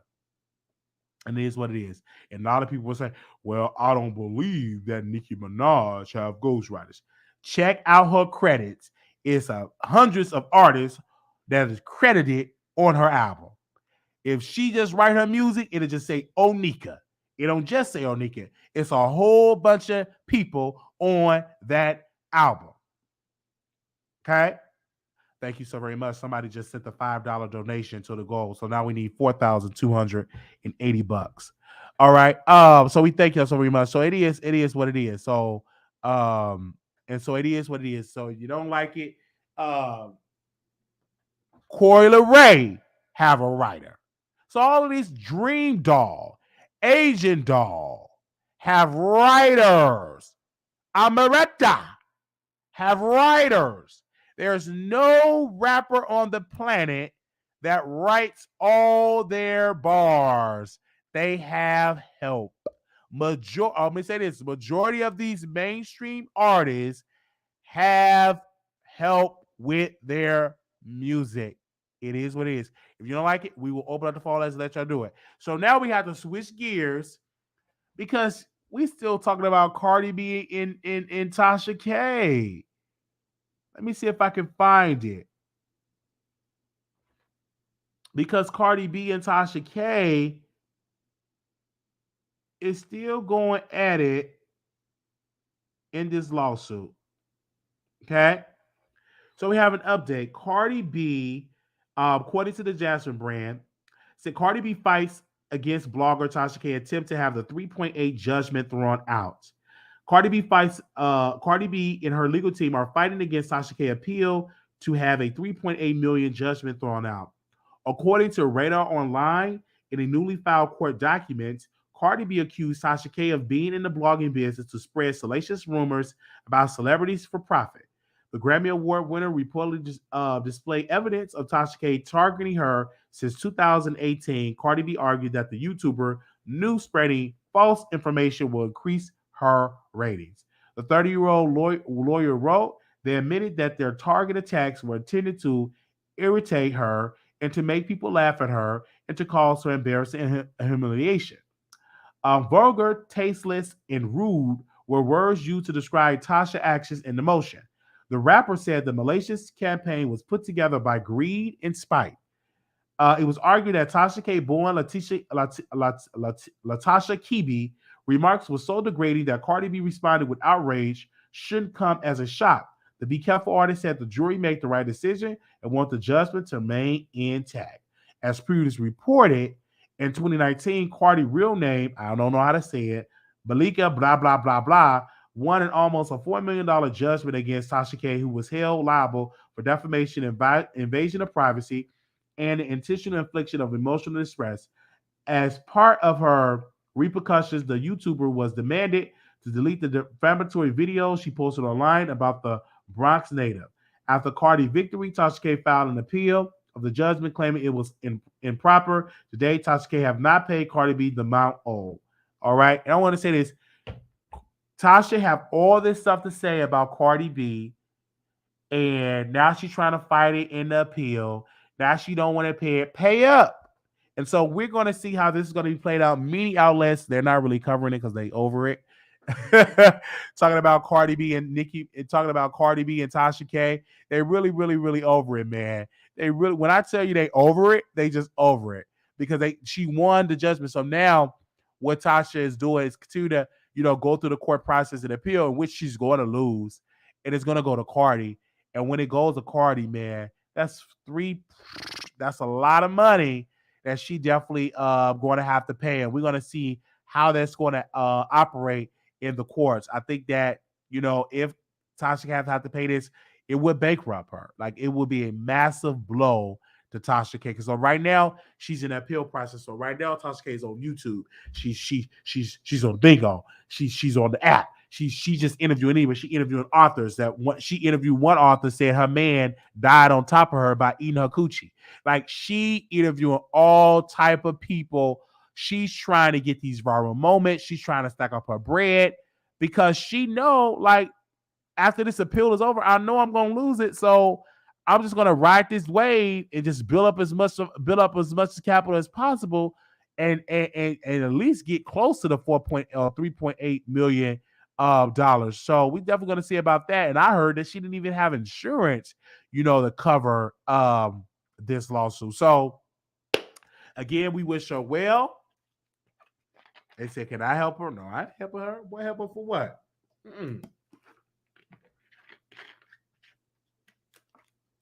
What I look like talking about helping her? I ain't got it.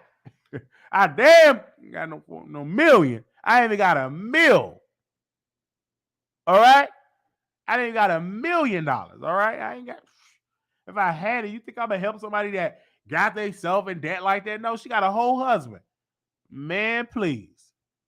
I still like her, but I ain't paying no $4 million. I ain't got no $4 million. I ain't got it. All right, y'all. So we're gonna play. I gotta find a timestamp because members actually got a members only live, and we were able to call Larry on the air. And Larry, I apologize because I'm telling you right now, I did not edit it. This is live. So if I have any pushback, blame it on me, not my team. Blame it on me. This lawyer is not my team. So let me see if I can go back to it. Do y'all have the timestamp with that? Let me see. Daryl Moore. Let me see. Hold on. Mr. Bryant. Hold on. What's that preacher name? Hold on. Oh, okay. So he's. That's the only person. Hold on, y'all. Hi, you just called me? Yeah, I just. All right. So we're going to. This is okay. Hold on. This is the members only. Okay. This is the members only. And I'm going to share a piece of what y'all get for the executive producers. Now, the executive producers have already heard this. But I made the conscious decision to play this part, not everything that we talked about in members only. We're gonna keep that for the members, but this part I want to play. Let's see if we can bring up Larry Reid, and let's see. Let me take this down, and I'm gonna screen share. Stop. Let me screen share. Let me erase something because I don't want them to see that part. Because if they see the title, they don't know we talked about that. We'll keep that for members only. Hold on, let me see. Do something right quick.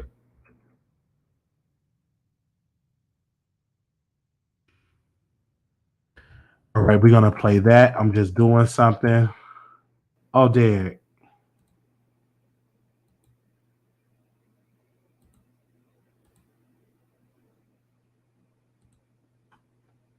And he tagged me. All right, so we'll play it from that part. All right, so we're gonna play when Larry Reid come into the chat. Hold on, let me make sure I get it. And said this quote. You just called me. All right, that's the part. Okay, so I just called him. So here we go. So again, we did not edit this. So he gonna be saying something that's gonna be like, oh, did he say that? My bad. So let me go to it so I can hear with y'all. Okay. So we did make sure y'all share the live. How many likes? We need 200 likes. Come on before we play this Larry Reid audio. Come on, like.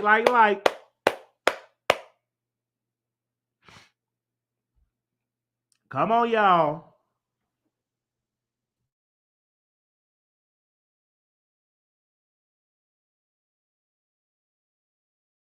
We waiting on y'all. Clicking on your device. All right. How we doing with the likes?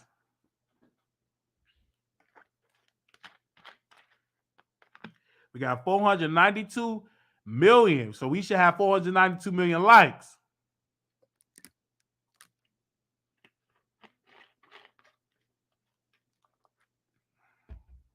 Okay. Like. I'm glad y'all still talking about what we talk about. Good. Argue in the chat. Keep on arguing. That's what I'm talking about. Okay. So we had did a members only live, and I rarely do this, but this I want to play for the general public.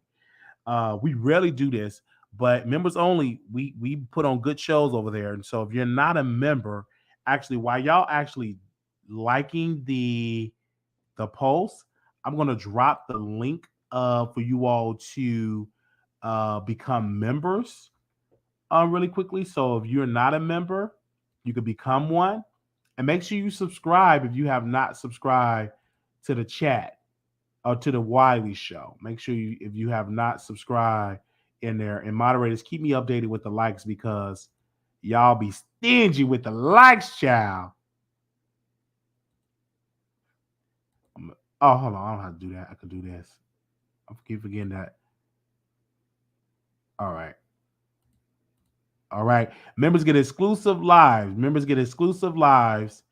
And we get exclusive stuff over there, exclusive receipts that we don't talk about in the general public. And the only reason why we're doing this because I just want to do this for this part. Okay. All right. It's $5 a month. $5. Okay. All right. Did y'all like the video? All right. The likes are free. Okay, so let's do this. Thank y'all so very much. Okay. All right, let's screen share.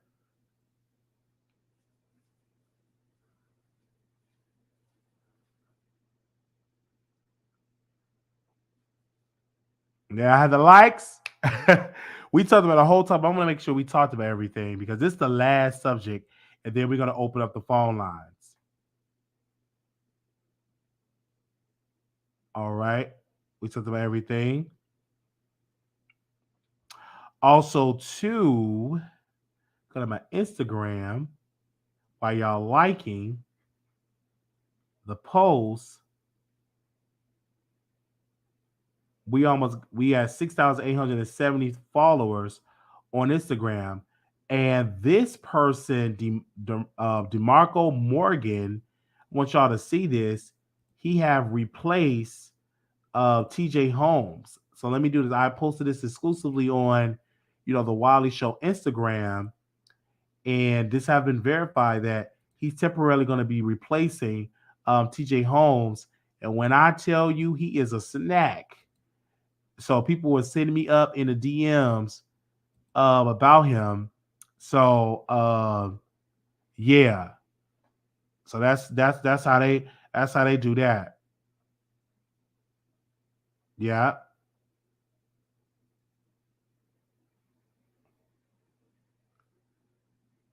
that's how they do that. Okay, so what we're gonna do is I'm gonna drop the link.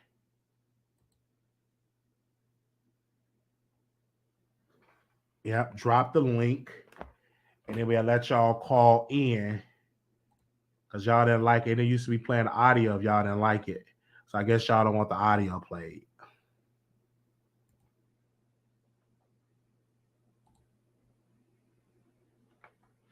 Of course, they weren't gonna pick no dark skinned person.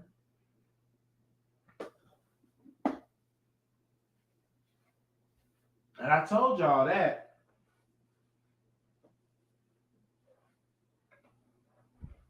I knew that they gonna pick no light skinned person.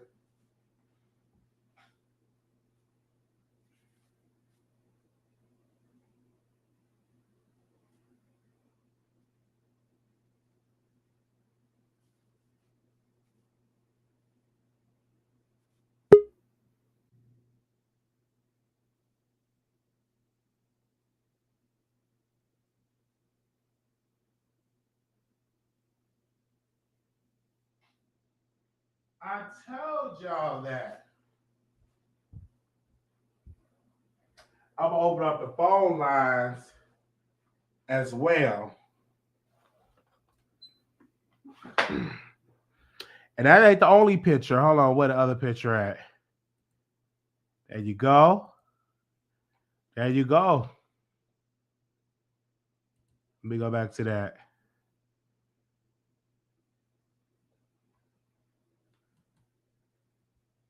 All right. Y'all let us know when we get the likes so we'll play this Larry Reid.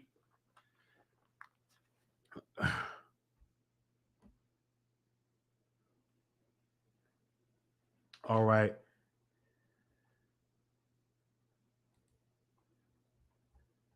Let us know. All right. I'm opening up the phone lines as well.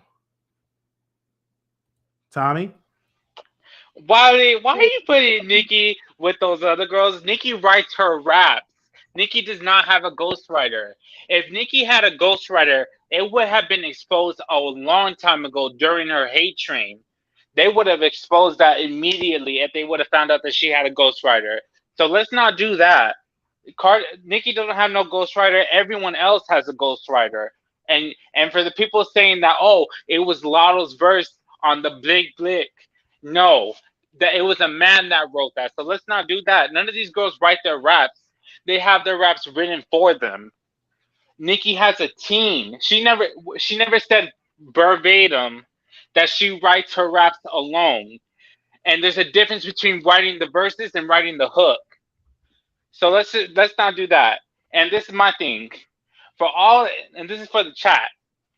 If y'all hate Nikki so much, at least put that energy in buying y'all faves music. Cause they flopping out here left and right. Y'all need to stop and put your money where your mouth is. Now Cardi B. Cardi B, I oh scared me. But listen, Cardi B, She needs to get her act together. I need her to drop this album. I'm so sick of her rants, Press and 1 she needs to to hear stop. certain instructions. Your show is scheduled to start in 37 seconds. All right, because I know you talk about Cardi B. Hold on, open up the lines as well. All right, because we want to make sure you get the thoughts on there and get your thoughts, because I know you got a lot of stuff to say. I don't want you to be interrupted at all when it comes to that.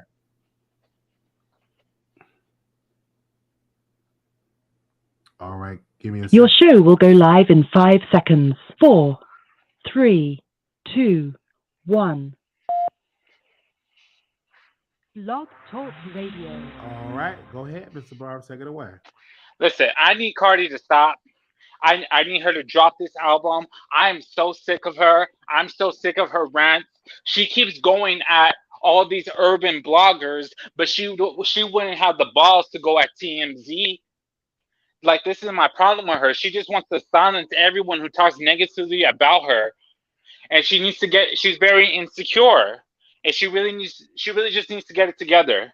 Like, I don't understand this, Cardi. You can be making so much money making music with your ghostwriters and dropping all these albums and building yourself a catalog, but you're so busy just staying on Twitter, on dragging your fans, dragging YouTubers.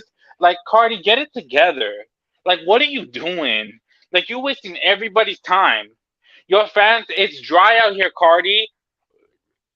Your fans want music from you, but you won't drop it. Like, what's the tea? And she ain't got no album because she waiting. She's on Twitter. She has no time to go in the studio. She don't want to go in the studio, first of all, because she's so lazy and entitlement. She wants to be a superstar without putting in the work. Cardi, work for your money for once. That's what I gotta say. Why? Thank you. Well, thank you so very much for calling in and giving your thoughts. We do have the phone lines open up if anybody want to call in and give their thoughts.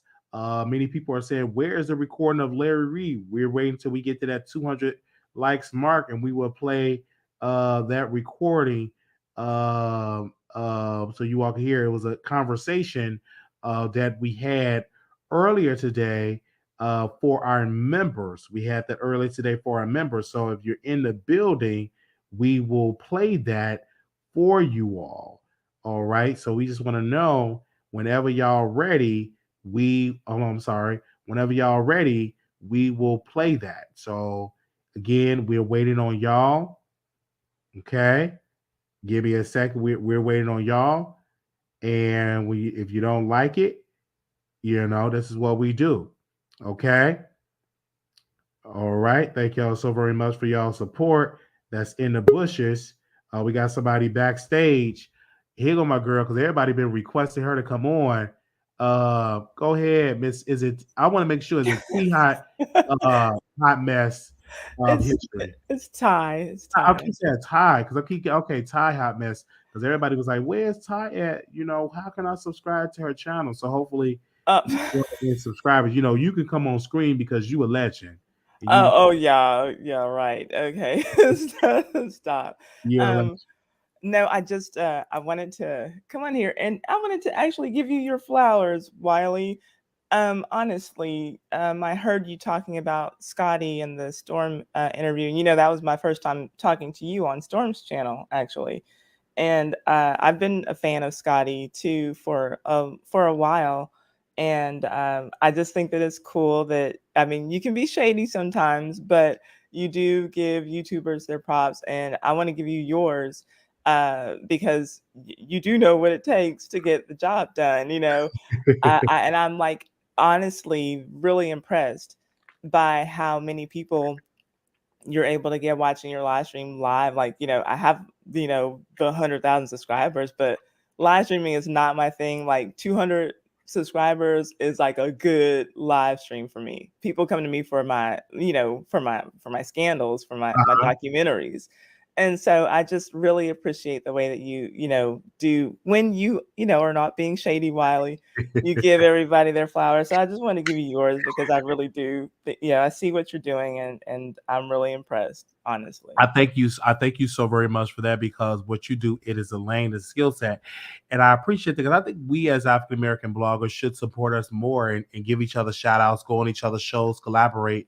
Because when I look at the list of the leading YouTubers that's making millions, it's not too many of us on that list. You understand what I'm saying? It needs to be more of us on that list. And I know and I get it because people are saying, well, they get sponsorship deals, and we get that.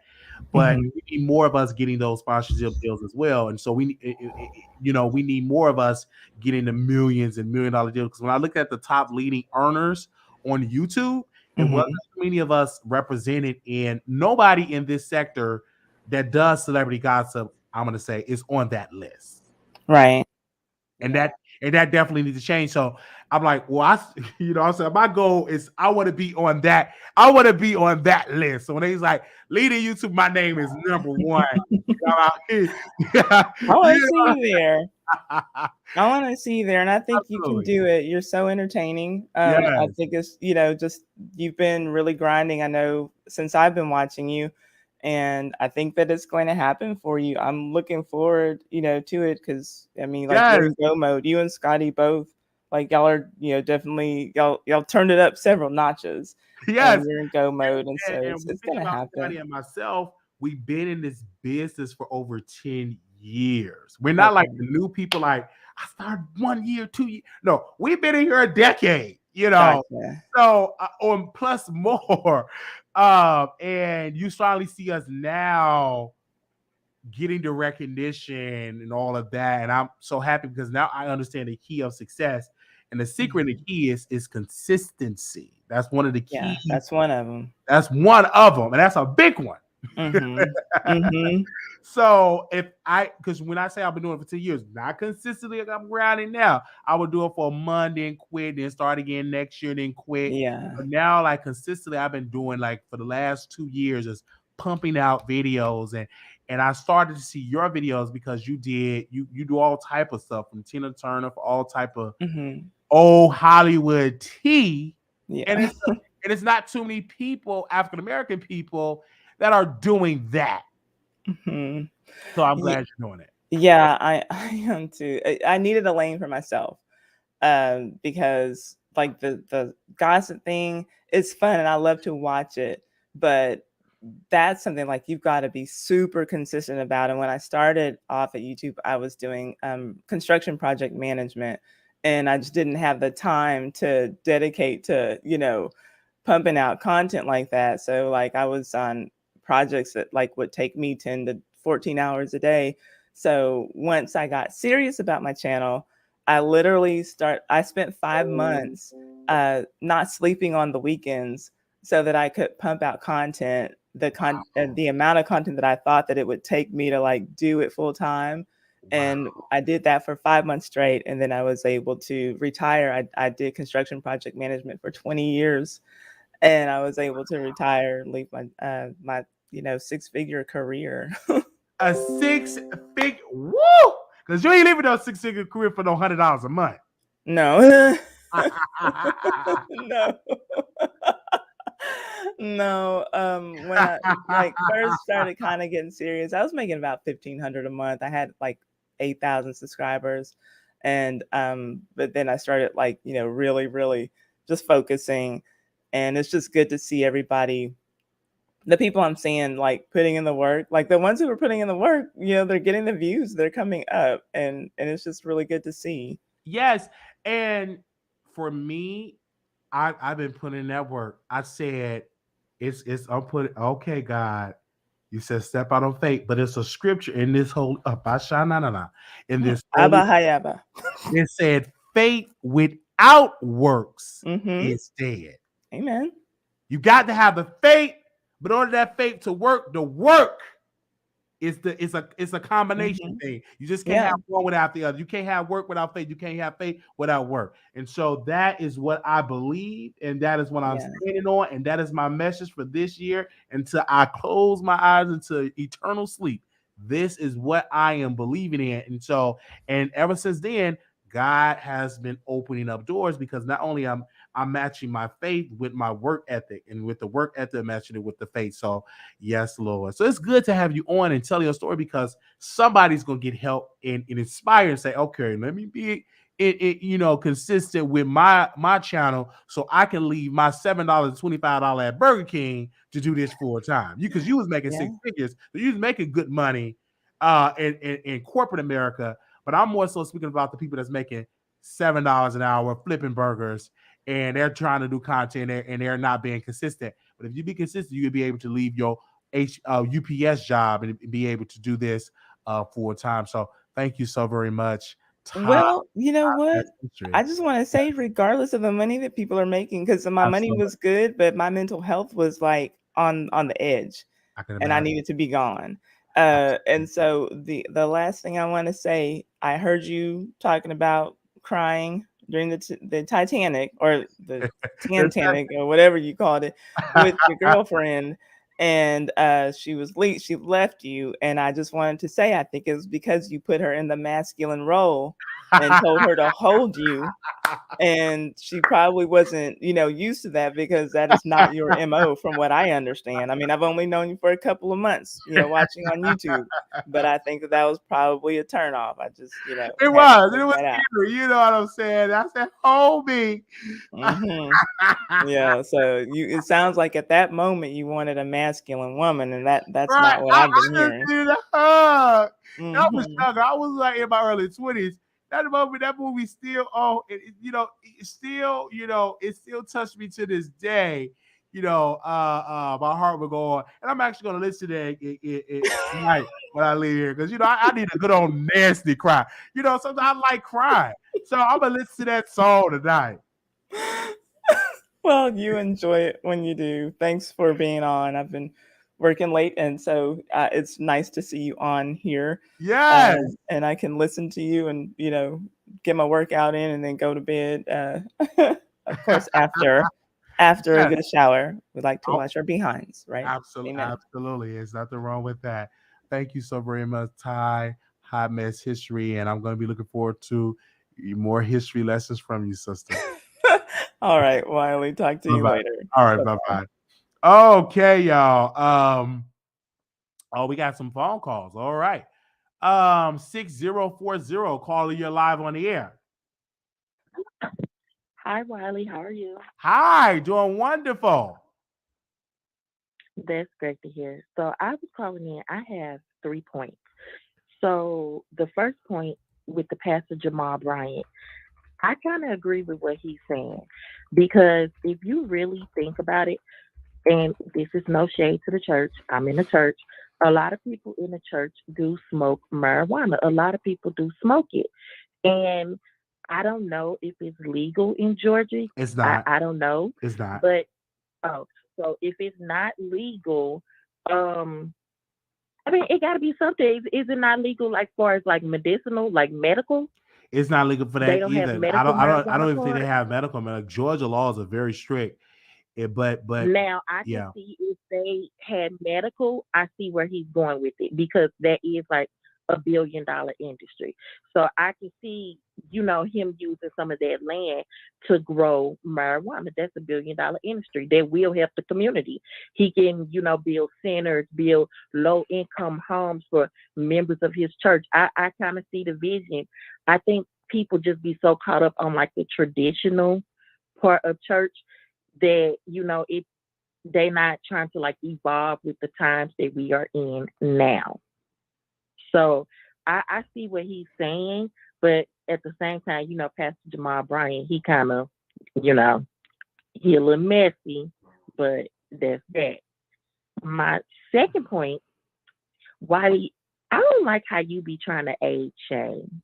I'm not here for age shaming people. Like I'm a young girl. I'm still like in my 20s. I'm 26. yes, ma'am. And in this day and age, I feel like it is a blessing to hit 40.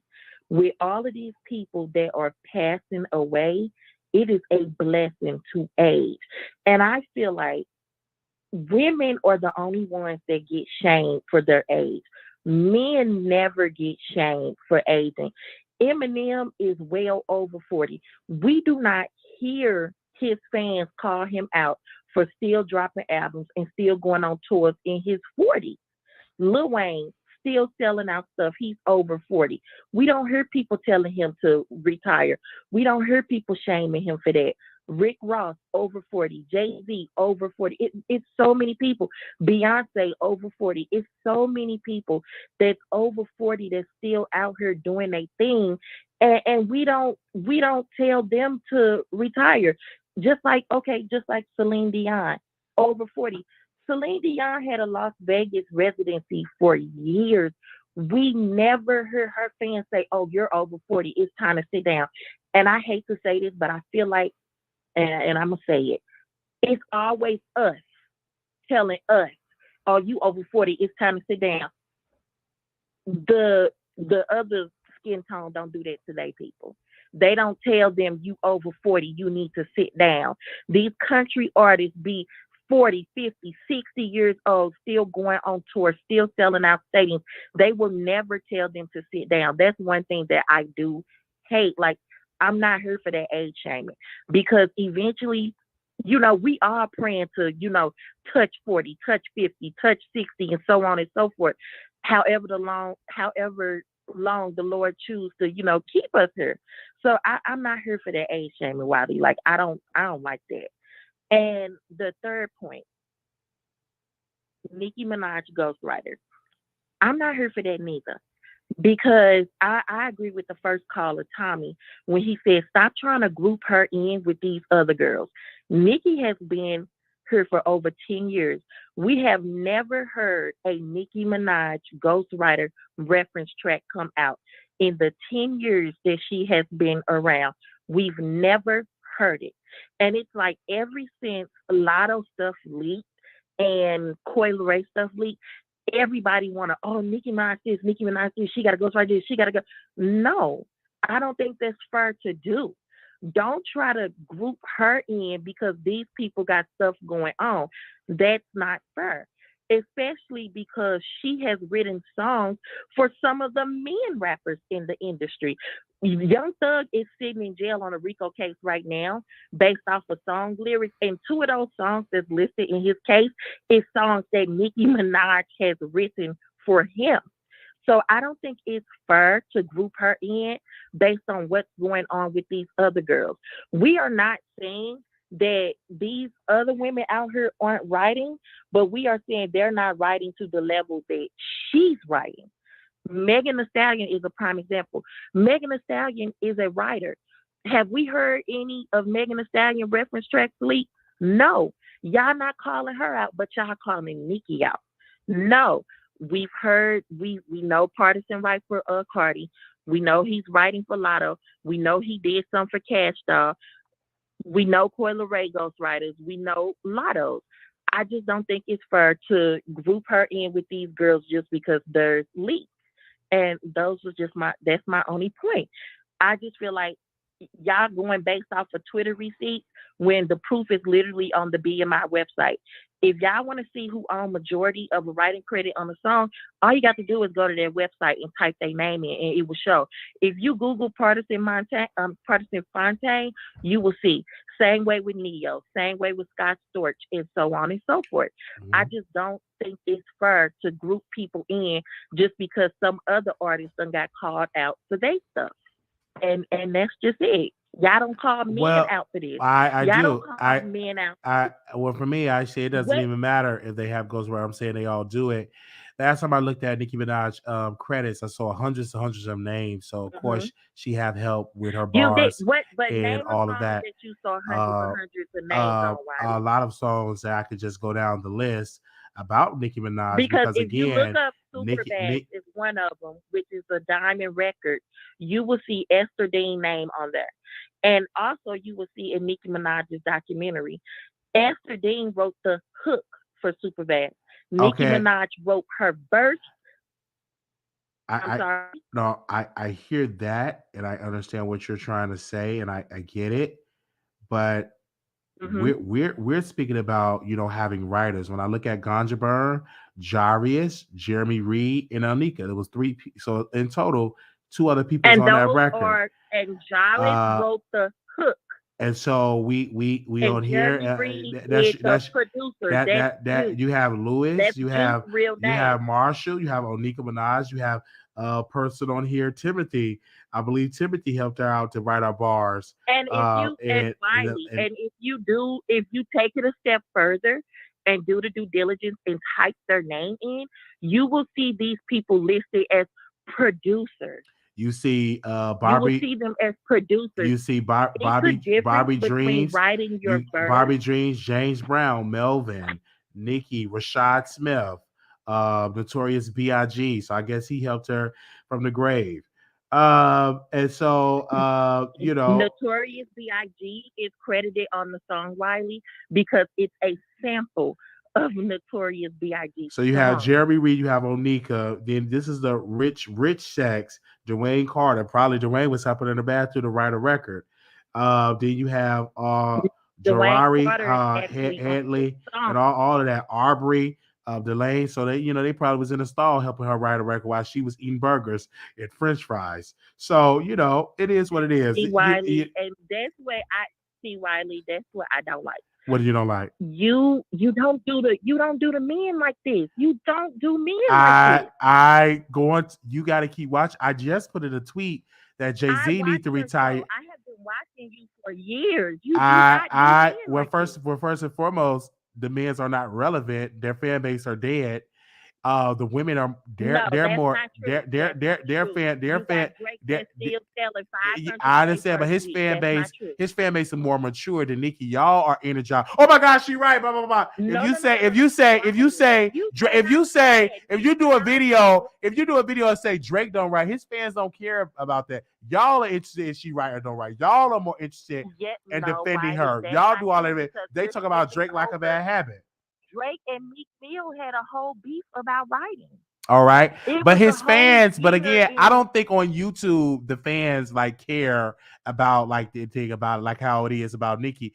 But we will, you gave me an idea. I'm gonna talk about the men's tomorrow. Yeah, tomorrow I feel like that'll be a good show for you to do. I'm gonna talk about the men. Sit down tonight when you get time and write down the hottest men in hip hop. Do Sean Carter, do Dwayne Carter, absolutely. Do Eminem, absolutely. Do Eminem, pull up all these men, absolutely, and do Rick Ross, and I want you to talk about them like you talk about the women. I will continue to do so. Because you don't do the men the same way you do the women. Well, my channel is predominantly women that watch the show, so I have to cater to the women fan base. 90% of my audience is women. I know you can cater to the women fan base, but Wiley, sometimes it becomes bashful. It's not bashful. I pull it back on that. You might as well. Do you think Empressive is bashful? She's a black woman. Yes, I think Empressive is bashful sometimes.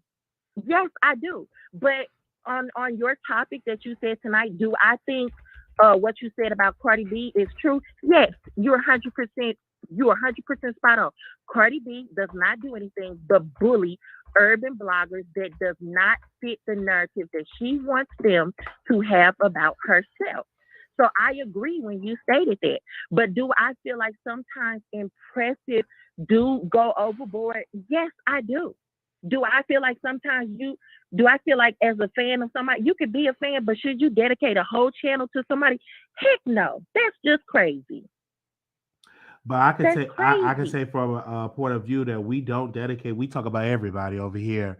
We talk about men, women. Know. That's what I've been over here for years. I know you talk about everybody. I'm just saying, when it comes to the women in rap, you don't keep the same energy for the men in rap. And that's not just you. That's with everybody. Y'all don't hold these men to the same standards that y'all want to hold the women to. It's not fair. Y'all don't age shame these men like y'all age shame women. It's not fair. Well, it's not fair. Well, Nobody you tells should. Well, you Jay-Z, should get a or channel to talk you about the 50, man. shut up. Do you tell Armand Wiggins that? Because this is a business. If you don't like it, I sure it's a do. business. Armand has blocked me on Twitter. I was a member of Armand's channel, and I had to stop being a member of his channel because, and I'm gonna keep it a buck, and I'm gonna tell you the truth. I stopped being a member of his channel when he aligned with Jason Lee, and at that point, Armand became very one-sided and very bashful. And Armand's opinion had to align with whatever Jason Lee wanted him to say at that time. And that's when I left. And I remember I made a tweet, and I can screenshot it and send it to you. I have it where I had criticized him about a show that he did where he was very, very bashful.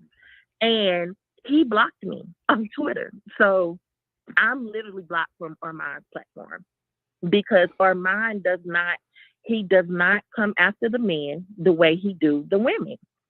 So if I'm not just saying it with you, Wiley, just like I said, like I. But do you know respect why? your You know channel. why? Because we have to cater to our female fan base. If this was a And I traditionally understand African American that, but male it's show, women in I can understand. Like, right, and I understand let me that, say Wiley, this. Let me but say you this. have Like an Kevin, audience. let me say this about Kevin Samuels. He catered towards the men, and it was a niche for that, and he was very successful. Do you know why? Because it wasn't a lot of shows catering towards the male perspective. They mostly cater towards women. So yeah, so that's what the business is about. You know what I'm saying? And what we do over here, we cater towards, we cater to the women. And I understand that, Wiley. But here's the thing: Kevin Samuels catered towards his audience, which were majority men. But one thing that I will say, Kevin Samuels told the truth. Even though a lot of people did not agree with some of the things that he said, it was the truth. You have an audience of women that's 25 plus, 30 plus, 40 plus, 50 plus. I just don't think it's right for you to sit up here and say, you're 40, retire from your job. You can't say that to somebody that's in corporate America, that's 40 plus, that went to college, got educated, earned their position, and say, oh, you 40 now, it's a younger girl working for that position, you retire, you move. No, you can't say that.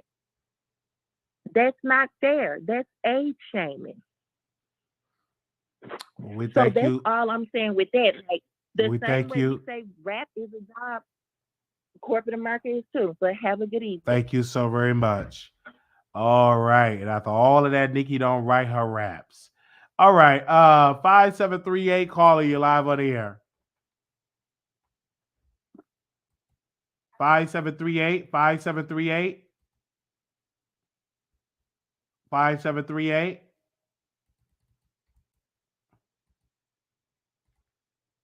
All right, hold on, because I don't know what in the world's going on. Okay. So how do we do with the likes? She don't write her raps out of all that talk. She still don't write all her raps. I know what I'm talking about. And if it's a lie, bring me to the court of law. Sue me. Bring me in front of the judge. I feel it in my bones that Nicki Minaj don't write all her raps. Feeling in my bones, in my gut. And if it's a lie, bring me in front of the court of the law.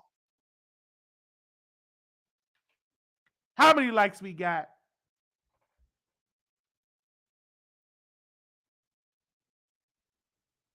I know they don't like this type of teaching.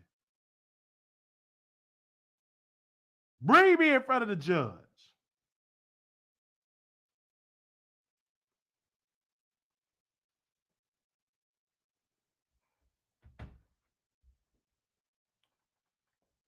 Well, we're about to get into the last part of this show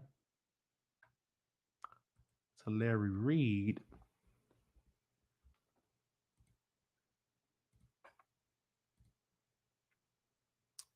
Bring up Larry Reid picture.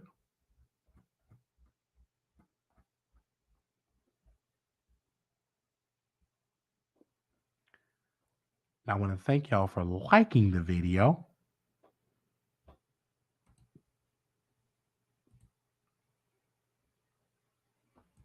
Make sure I delete that title because I don't want them to know we were talking about that. I'll leave that title up because I don't care about William.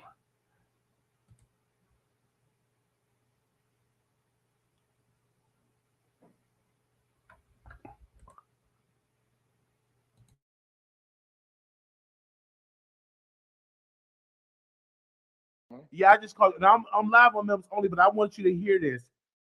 The lawyer, Mr. Bryant, you know, he sent me a copy of the court document. I don't even know who this lawyer is. He sent me a copy of the document, and he blotted out the accuser name, the man name, and the case number. I'm like, why has he been missing? Because I guess he thought I was going to drag you.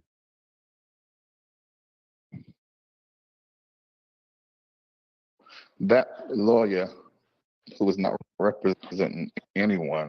Okay. He felt, what's that preacher name? A Bishop Whitehead or no? The bishop that got robbed. Bishop Whitehead. Yes. Yeah. Him. That's the only person that he is representing, but he inserts himself in anything that has the possibility of becoming viral. Oh, okay. So he's more so like a clout chasing lawyer, like clout chasing officers, right?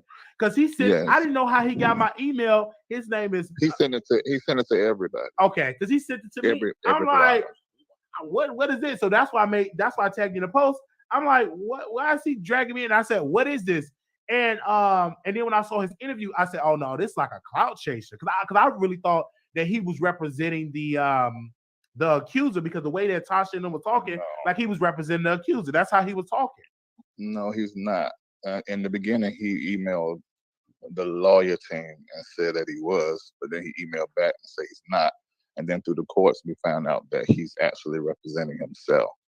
That lawyer is just whatever he is. I don't know him, but I know they're trying to use my law team dismissing the case for the lack of an ability to prove diversity with the ability to refile. Just read the paper that says it right there. Absolutely. We have to prove that he lives in North Carolina. But it's versus having a case about diversity, we want to have a case about defamatory statements. So we pulled it, and we're just going to refile it, I'm sure. I'm sure they will. That's what they're going to do. But the lawyers are handling that. My head ain't in it. I'm busy working. Yeah, because I'm like, Larry Reid is busy working. And then, of course, Brother Daryl, he tagged me in a post talking about he ain't guilty. Because I said you found not guilty, meaning I'm just doing it for clickbait to get the people in, because technically you're not guilty. And so we having the conversation. I believe that you're innocent in all of this. And my thing is this: if it was a case when you sued Daryl, that was one of the best opportunities for those quote unquote accusers to speak up and say, hey, this happened, to get something on the record. And they didn't do that. So yeah, the second best, if not the best opportunity was this case versus you talking about, well, I don't live in North Carolina and ask for a dismissal. You should have just went on with the case because I'm paying for the case on my dime. So that was the best time. But Wiley, none of this is about the truth. If it was about the truth, everybody would throw everything away. I mean, the ages that he gave don't line up. None of what he said lines up. Then the things that KB Studios was saying last night, from what I heard, I don't know if it's true, so I can't verify it, saying that the case was dismissed as a result of her calling me when the case was dismissed before she even called me at 11:12 p.m. on Tuesday. The case was dismissed on Monday, the day before. Absolutely. So if there's certain things that are people who are critical will say, now this is a lie, then it all's a lie, because how you do one thing is how you do everything. Absolutely. But I don't get my head in any of that. I let the lawyers handle that because they all trying to make money, and I get it, trying to get people in apps and on these different things to make money. Yeah, go ahead, do what you do to spell my name right and stand 10 toes down when the lawyers drag you to court. Yeah, because that's what I'm like, Tasha is making it seem like you guilty, and she was like painting this picture that you're guilty and brought the lawyer up there to paint this picture that you're guilty of something. And I don't know why Tasha is doing that to you, because you have a track record of suing folks that you don't mind suing. You don't mind suing folks. Right. And here she are have a $4 million judgment. I'm like, why is she doing it? I said, oh, she's trying to bait Larry, she's trying to bait you into a beef so you can go live and so she can get all that traction. But you know that ain't gonna happen. And that's not gonna happen. No, I mean, she called me too. If you guys played an interview, she called me to ask me to come on. Wow. You know, so I'm not gonna. It's unfortunate that she turned out to be even worse than Armand Wiggins and Conscious TV said that she was. It's unfortunate. I don't hate her, but she just have to live with what she's doing. Absolutely, because I'm like, what in the world is going on? She record that. I would ask you this: did you know she was going to record your phone call? Because I was on the assumption you didn't know. Well, people forget that because I'm a person of integrity. Okay. I will never tell the things I know about Tasha and Chelsea. Okay. And her husband and secret rooms and I'm just so much stuff. I would never tell it. I know a lot, but I'm not gonna give it to a blogger. I'm not gonna tell anybody anything because I understand how the universe works. Her intention is dark, and so that is going to pay out at some. It may be next year, it may be 10, 20 years from now, but she's gonna have to deal with that, and everybody have to watch me win. Yeah, nothing is gonna stop. Absolutely, because everybody said, "Why would you?" I said the case was y'all dropped it on Monday. Y'all can refile it because it said without prejudice, meaning that it could be refiled at any time. And it just happened on Monday. Now is today is Friday, so y'all still have time. They acted like this happened like months ago and like you don't know, like this just happened. Yeah, all of that, so. But yeah, so anything that I'm saying now can be repeated except for the stuff that I said I would never repeat. Absolutely. I don't care. I don't. Absolutely. But thank you, Larry, because I said I had to hear your voice. You have my support. I'm going to keep defending you. They don't like it, but I don't care because you have a good heart and you have a good standing foundation. And some people are jealous and envy of that. And you don't have a $4 million judgment against you. So, I'm just saying, you ain't got that against you. So a lot of people is envy of that. You got your bling bling, you traveling around the world, you get more clicks and views than Bishop Whitehead. That's why he get about 10 people to watch him preach about Jesus. But when he get messy, that's when people want to watch him. That have to be sad. You can talk about paper towels and people flood to your channel. You interview Pastor John Gray wife. So that's why they mad. And I'm glad you still not letting that bother you. I'm glad you letting your lawyers handle it because, you ain't going live, getting ghetto, dragging them, cussing them out. You don't do none of that. And I guess that's what they trying to do. And you still like, I'm going to let my lawyers handle it. Yeah, because if I do that, and I said this on the phone in the conversation, it will blow it up.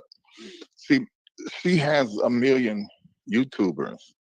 I have multiple millions of followers around the world. This is why TV's networks and movie studios call me to be in movies and in shows because of my influence. There's an audience for the messy, for the unethical. There is, and it pays pretty well. But the cost overall, I'm not willing to pay that. So I'm not going to ever use my platform like that. I'm never going to do that. Never, ever going to do it. No, you're right about that because the cost is definitely pricey. And I think people need to look at Wendy, her cost with her health, declining her health, and also look at Tasha, her cost with a $4 million judgment. And I'm like, her cost is higher than that. Oh, wow. Tasha just keeps her stuff quiet. But I know. So what we know publicly is $4 million, but it's probably more than that. And that's that's sad because going through that. And you were a good friend. You were a defender of Tasha K. When people like Armand and others were saying Tasha ain't no good, and you defended her, saying she was a good person, and here she are showing that evil side of her and all of that. And it's just what I always said was that a few things I always said about her. Of course, she's talented.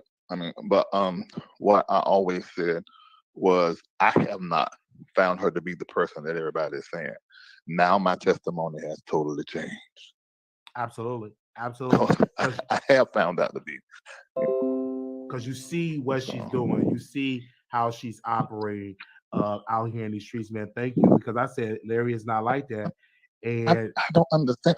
And see, only thing I can figure is that a few things that I said to her she didn't like. I don't know. I know for everybody out there that's like, oh my God, they were friends, and then this happened. What in the world happened? It's even more night and day for me.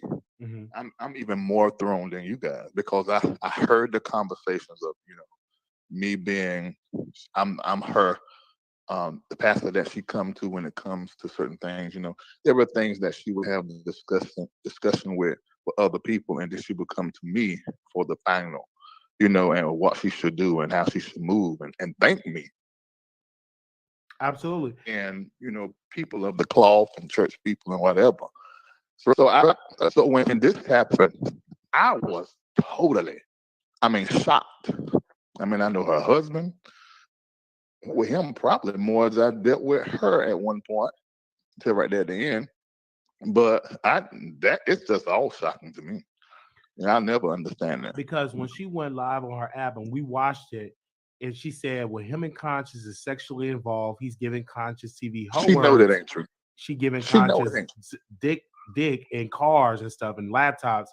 And I said that is not true at all. She know it's not true. yeah. I ain't even seen Conscious yet. Yeah. Because I was like, they haven't even met each other in person yet. So how could they get unless it's cyberly? Like but she's saying that to build, to bait people in. Like, oh. Well, my lawyer told me that she said that, and that she said, and it ain't no allegedly. No, she said definitely. She ain't say no allegedly at all. She said it Yeah. blatantly out. I heard her with my own 2 ears. I said, wow, she really want to get into a lawsuit with Larry because that's what's gonna happen. Like if she keep pressing and poking the bear with lies. No, it's too late now. She did all that yesterday. From what the lawyers told me, they have more than enough to do a case. I'm sure they're gonna. I'm definitely gonna have to read the documents, and there's gonna be some good clicks and views for myself. But yeah, you have to go through this, but you have it, and people just have to be careful doing that. What she does, because unless you just got money to throw away, like that's a very costly thing to do to keep going back and forth and all of that. Because even when I watch your platform there, you transition into celebrity gossip. You're not as salacious, like, oh, I'm gonna talk about this pastor, you got this baby, blah, blah, blah, blah. It was a shift. And that shift comes with you don't want to continue to go to court, even if it is a truth, wasting time, you having lawyers, etc. And I see you change to something a more broader content and more, and you don't just talk about celebrity. I'm on your Patreon. You prophesy. You said something. You said this is the month of decisions, and I made a decision to do. Wait a minute, Wiley, you in that? I mean, everybody, you in the for real. I'm in the for real. And you said this is the month of decision, and I was debating on should I, quit my job and do this full time. I said it was meant, and I said this is meant for me to do. And ever since you said that, and I made that decision, doors was opened up. We interviewed the youngest mayor, and memberships are many people are subscribing. Many people they're even giving more. And I heard that. Listen, Wiley, listen to me. Okay. If you keep that stride and keep a standard, because really what I do is just commentary, and you funny. Just do if you just commit to commentary, yes, sir, and entertaining, you're going to blow up and you're going to increase. Absolutely. This is what's going to happen. And then you step that on faith too. Absolutely. That's going to make it happen. Absolutely. And so I'm on your Patreon. I love it. I said, no, y'all don't know Larry. Y'all don't know the Patreon. And they don't understand that. And I could tell when people just naysayers, oh, Larry, but I said, I see the ministry. I see the work. And I see they're just not that smart. And you can't really blame them. But they don't understand. This and that's one thing that I think Tasha understands. This is entertainment. So Tasha's really committed to the clicks and views, tell whatever story to make it happen, to get that check. Okay, that's what she does. Absolutely. What people don't understand is that the masses have a desire to talk about what is happening in the world. And they like the salacious, they like the funny. So I play into the funny. And then I use my platform, Larry Reid Live, as a funnel to bring them into my Patreon to then plug them into other things that I do and where my passion is at that can help their life. That's what I do. I don't see my platform as the make and break. It's just a channel for me to get to what I want. I wanted to act. I wanted to get my IMBD profile as an actor built, and I kept with Larry Lye. Then they called me.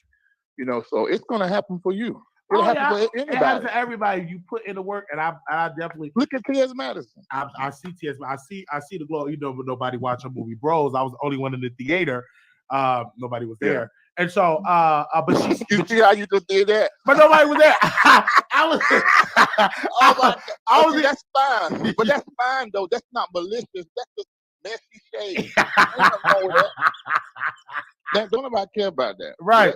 So other stuff is a problem. Yeah, the other stuff. Yeah, most definitely, other stuff is a problem. And I've seen how you bankrupt Brother Daryl. Like Brother Daryl bankrupt. He said I only have $1,200, and I felt bad. But then I thought about it. I said, bro, you knew what you were getting into.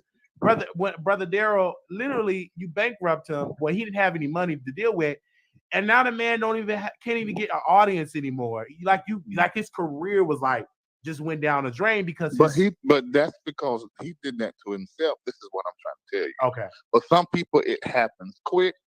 That you get that repayment for that energy you put out there, and for others, it takes years. Wow. But it's gonna happen. Absolutely, I believe it.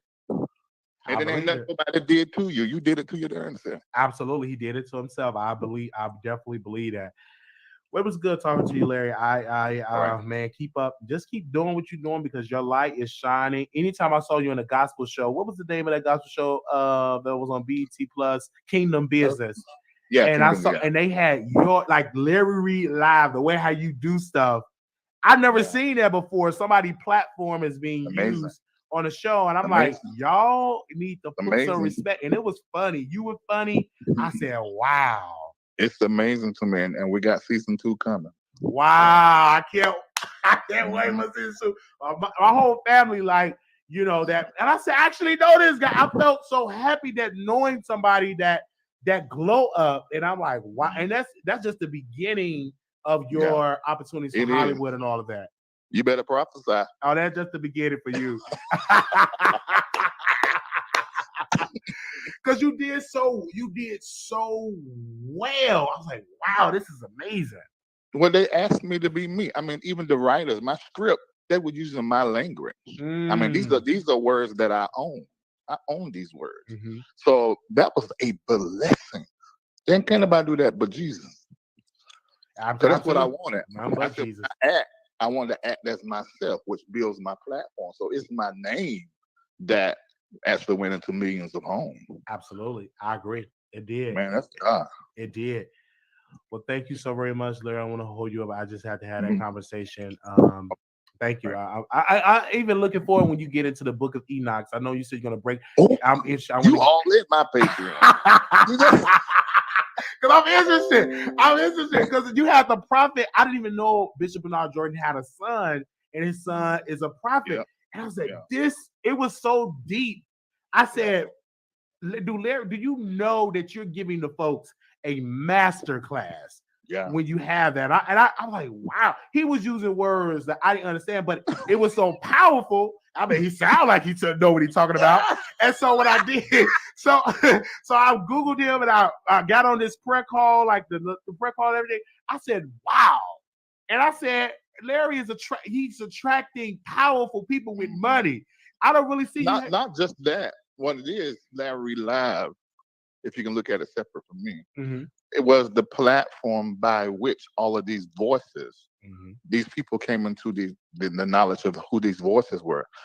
Bishop Jordan was resurrected to Larry Live after he was killed strategically in the media. Wow. And him and his son separated. See, that platform brought them back together, and now they're doing ministry, prophetic ministry. I think, that's powerful. That is powerful. Like you can resurrect someone, and wow, and look at how God, truly blessed. I watched his documentary because of you, because you promoted it. I watched it. Good? It was a powerful documentary. You have Reverend Al Sharpton. I didn't know he prophesied about 9/11. I didn't know he prophesied about Reverend Al Sharpton. I said, I've learned that because of you, and you have power. I was like, This is why Larry got to be careful on how he react because your word carries weight. So I get it now.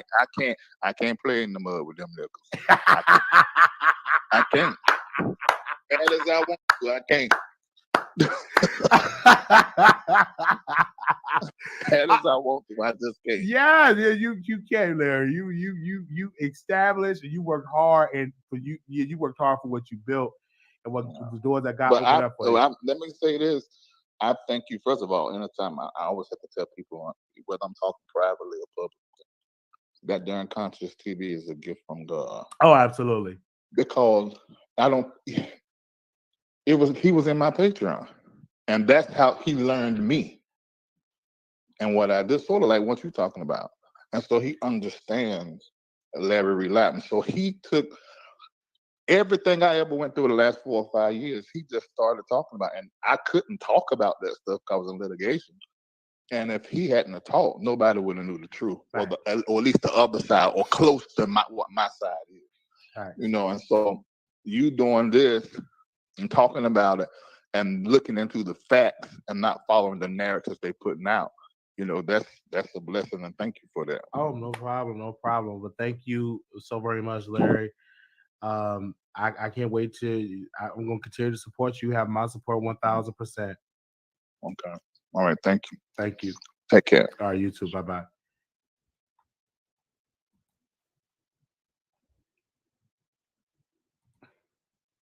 All right. So y'all heard that. This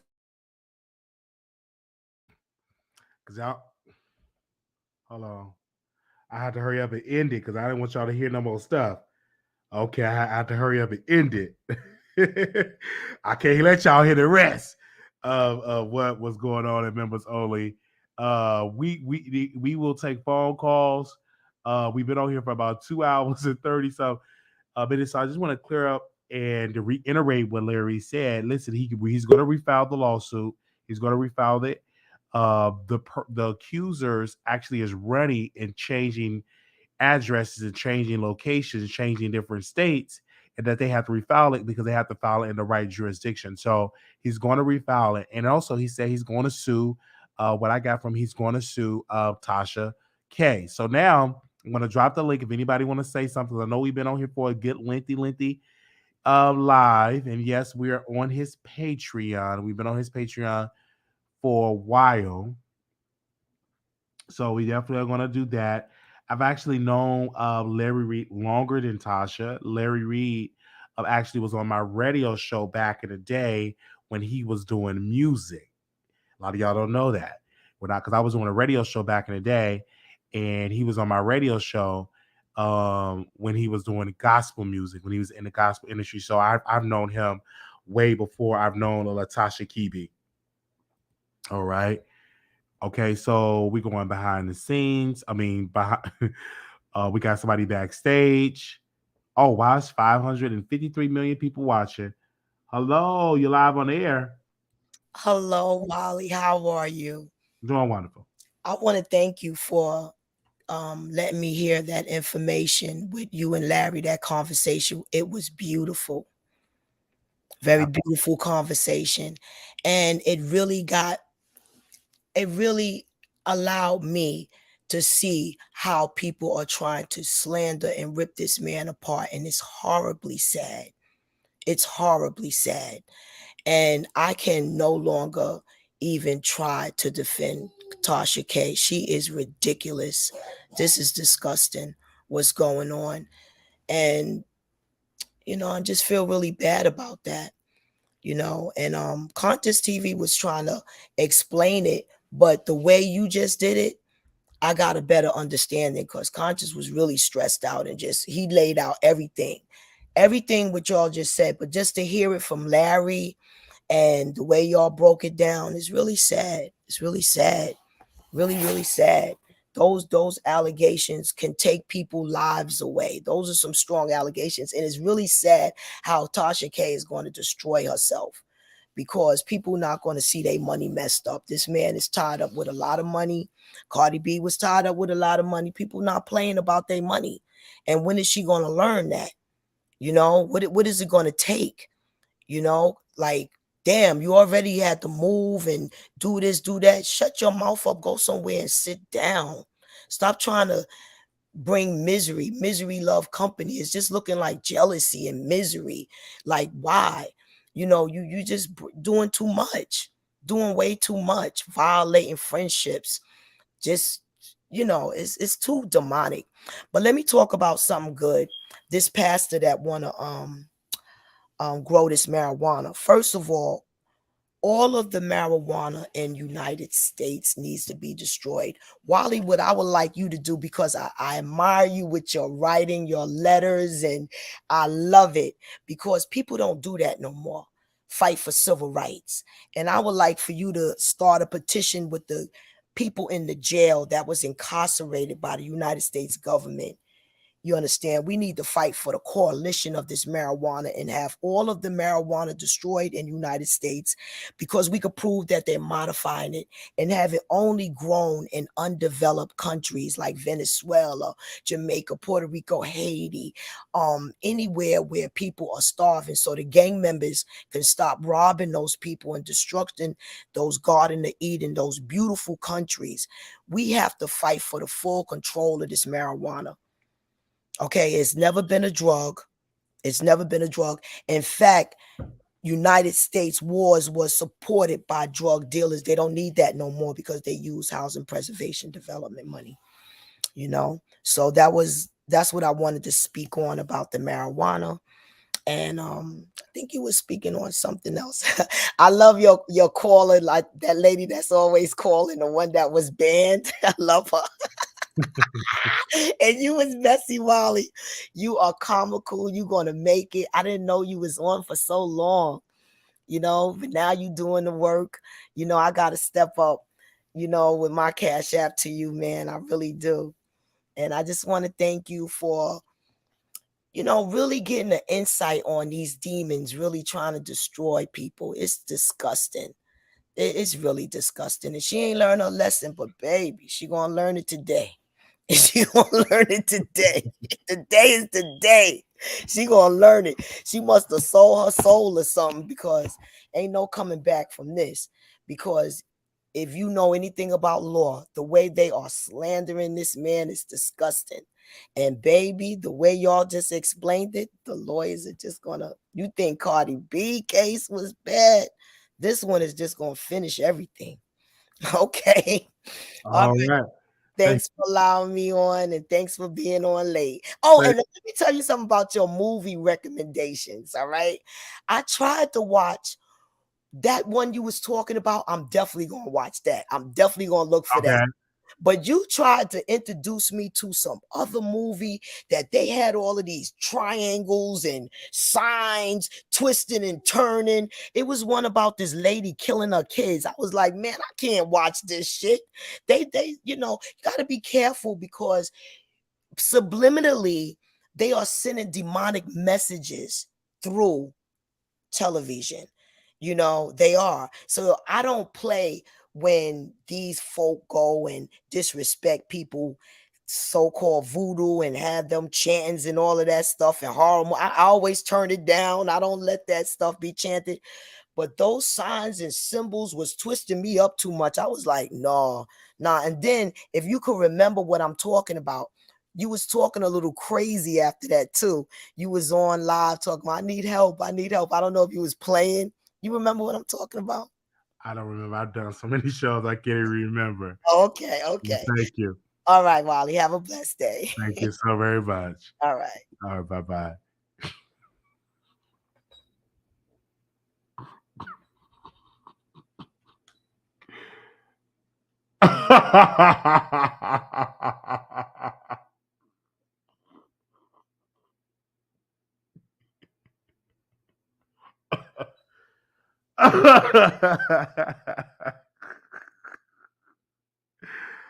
Wow. Okay. Well. We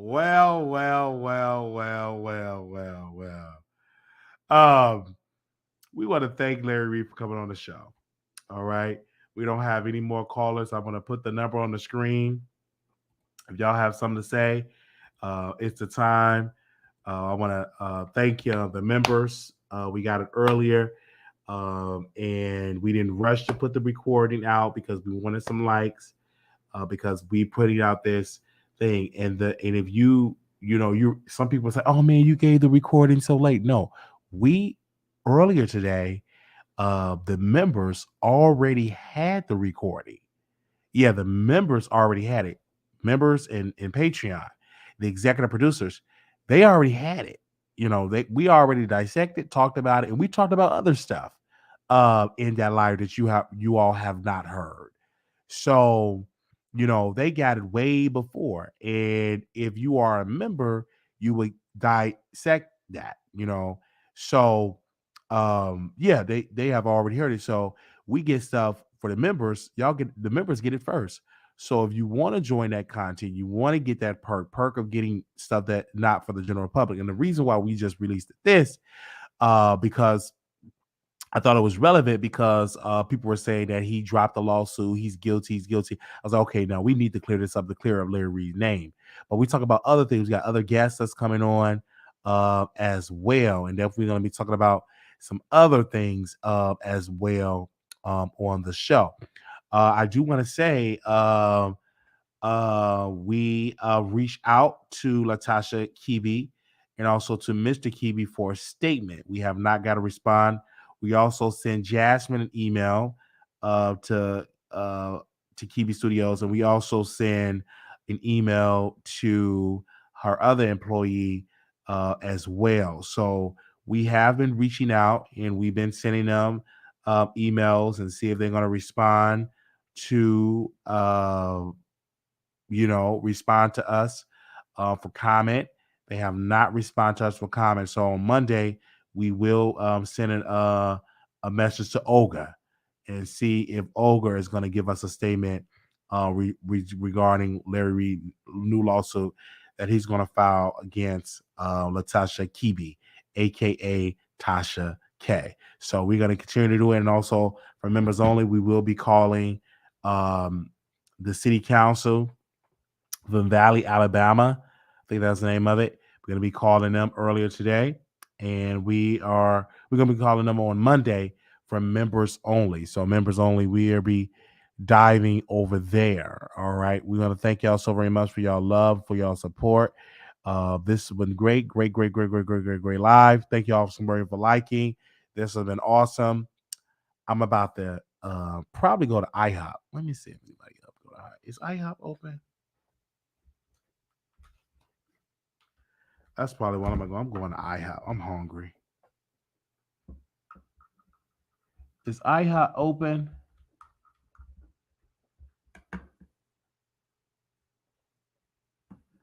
I don't know. I don't know if they open. I'm going to give me some breakfast. I'm hungry. Going to give me some breakfast. Oh, thank y'all so very much. We actually had got a $5 donation. I told you all about that. So we need $4,280. That is what we need for the amount. We need $4,280 is what we need. So if you're in the building, if you want to contribute to that and getting close so we can cover the trial. While it's too late to leave the house, go to bed. Go to Waffle House. They're my area ain't open anymore at this time, sis here. And you got we have PayPal. Let me send it to you right now. Give me a second. Because we have PayPal. Give me 1 second. Yeah, because I'm going to give me something to eat. I'm hungry. Well, I'm not gonna go now. I'm gonna go like 6 in the morning once everything open up. Because I'm not gonna go now. I'm gonna go in the morning. This was a great show.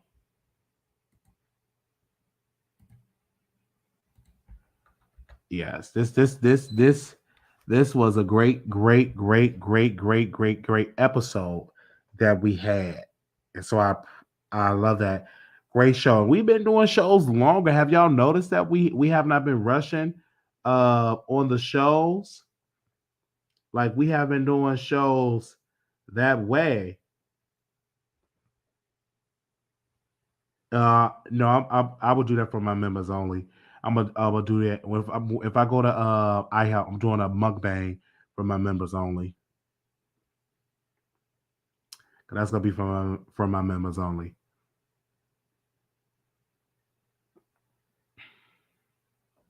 Do y'all enjoy the long shows? Yeah, I'm gonna do that for my members only. A mukbang. I got my stand. So right now, yeah, we're gonna do that for members only. Yes, that's what we're gonna do.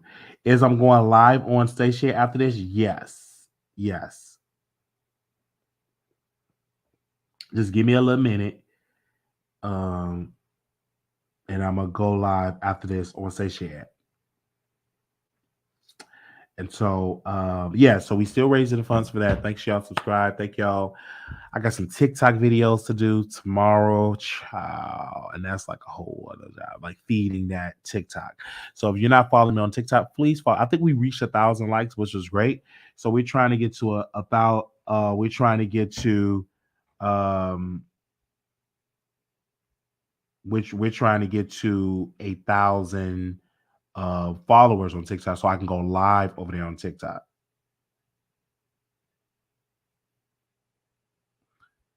Yeah. Cause that's how we're gonna do it in order to go live over there on TikTok. Okay. Thank y'all so very much for the support. And y'all can follow me on station at The Wiley Show. And yeah, we play music over there. Texas is booming. TikTok is state building. Yeah, Texas is banning TikTok and state buildings. Well, I'm not shocked. You gotta vote. You guys, you gotta vote. You gotta vote these people out. So it is what it is. So they trying to suppress Gen X or what Gen and millennials. It is what it is. So follow us over there on TikTok, and follow us for members. So get your membership, because I had a person reach out to me in a DM, and I want to read this DM, y'all. This DM, they said, give me a second. I want to read it. They said, Wiley, some of us been here all night waiting for the Larry Reid recording. Now you hold us hostage. Please don't start being mean to your subscribers. We've been here since 12:50 a.m. And I said this, like the video. I said this, like the video. And they responded. I said, I did. I just have one device. Thank you so much. And I said, members already heard the recordings. They said, Wiley, they said, well, I had to cut my membership because there were no perks. But okay, babe, just try to rethink how you treated your day was. I said, we have perks now. They said we have been waiting. I said, if we don't get no likes, I'm not releasing the audio. They said, well, do you? I've been here over 2 hours waiting. The likes are not my fault. Will become a member. Become a member. Like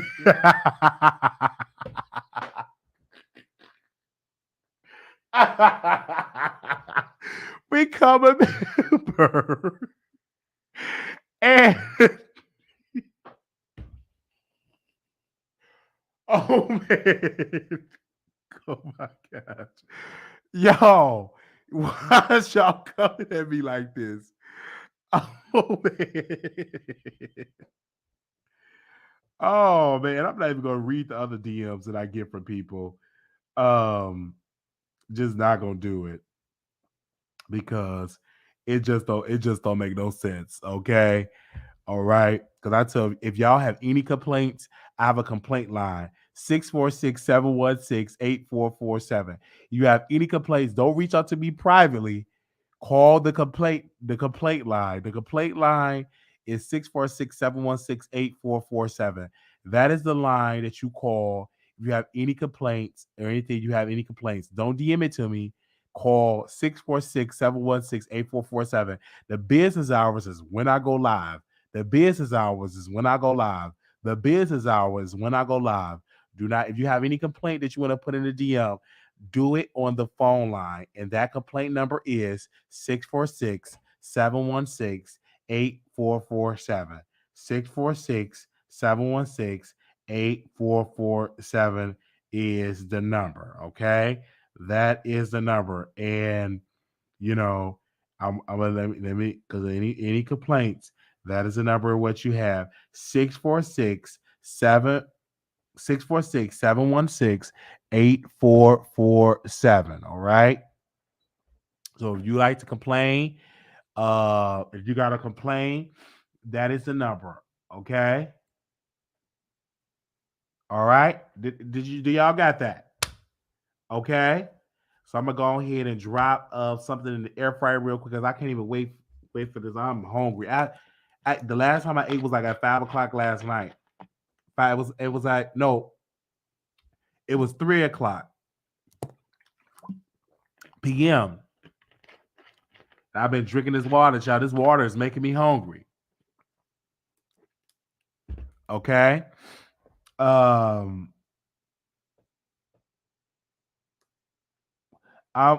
Child, please.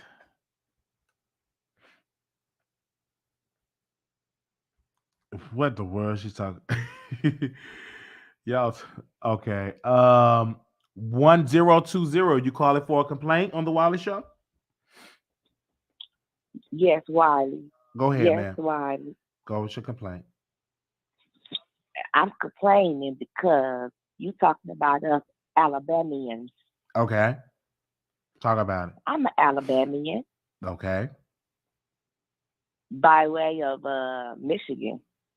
And you know, I know you from Chicago. I'm from Michigan. You moved to Dallas. I moved to Alabama, to Mobile, Alabama. Oh, you in Mobile, Alabama? Yeah, I'm in Mobile, Alabama. I don't know nothing about Valley, Alabama. Oh, I feel sorry for you Yeah, that's where I'm at. in Mobile, Alabama. I feel sorry for you. Why? Do you live in a trailer park? No, I do not live in the trailer park, Wiley Samuels. No, I don't. No, I'm a homeowner. You're a homeowner? Is it in a predominantly African American area? No, it's not in a predominantly. No. So No. you moved to a predominantly white area. I believe. Well, Mobile is Mobile is mostly black. It's mostly black, but you They're don't. mostly But black. you don't stay in a black area. Why? Would that be correct? That's correct. Okay. So you are a homeowner in Mobile. It's just historically, Alabama have just been a trashy place for African Americans. I would have wished that you would have went to invest and brought your money to Texas or brought your money, but Mobile, Alabama. What made you go to Mobile, Alabama out of all places? I just want to know. Well, 3 of my grandparents was born here in Alabama. Okay. And my dad is from Alabama. My mom is from Michigan. We all moved. Well, my dad moved to Michigan and met my mother, and so I spent most of my life in Michigan. Mm-hmm. But just like you, I was in the military too. Mm-hmm.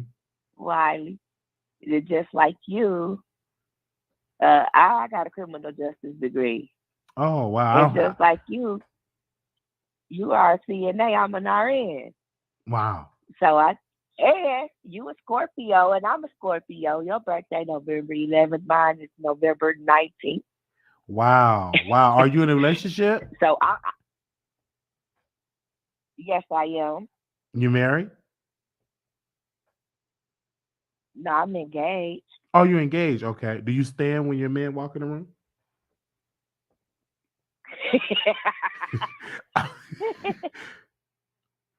Do I stand? No, I do not. Wow. I don't know if wow. Do you cook for him? Yes, I cook for him and I serve him. And you serve him, right? All right. Do he work?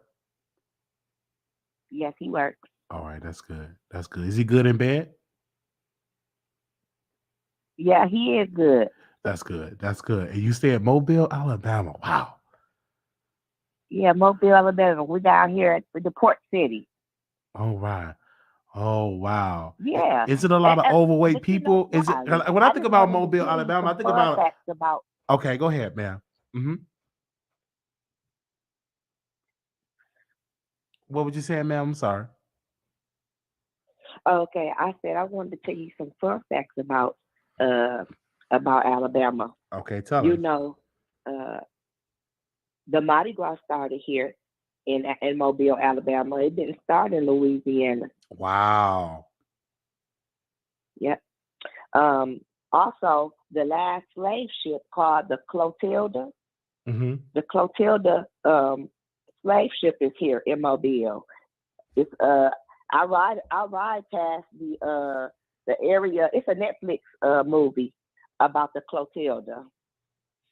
You know, in the last slave ship. What you laughing at? You laughing at me? I'm just out of everything that you could say, you're talking about a slave ship in Mobile.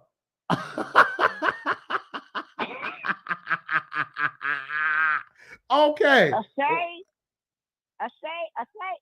A, Oh, sl- a slave a ship. slave The ship. last slave Okay. ship that was documented. Okay.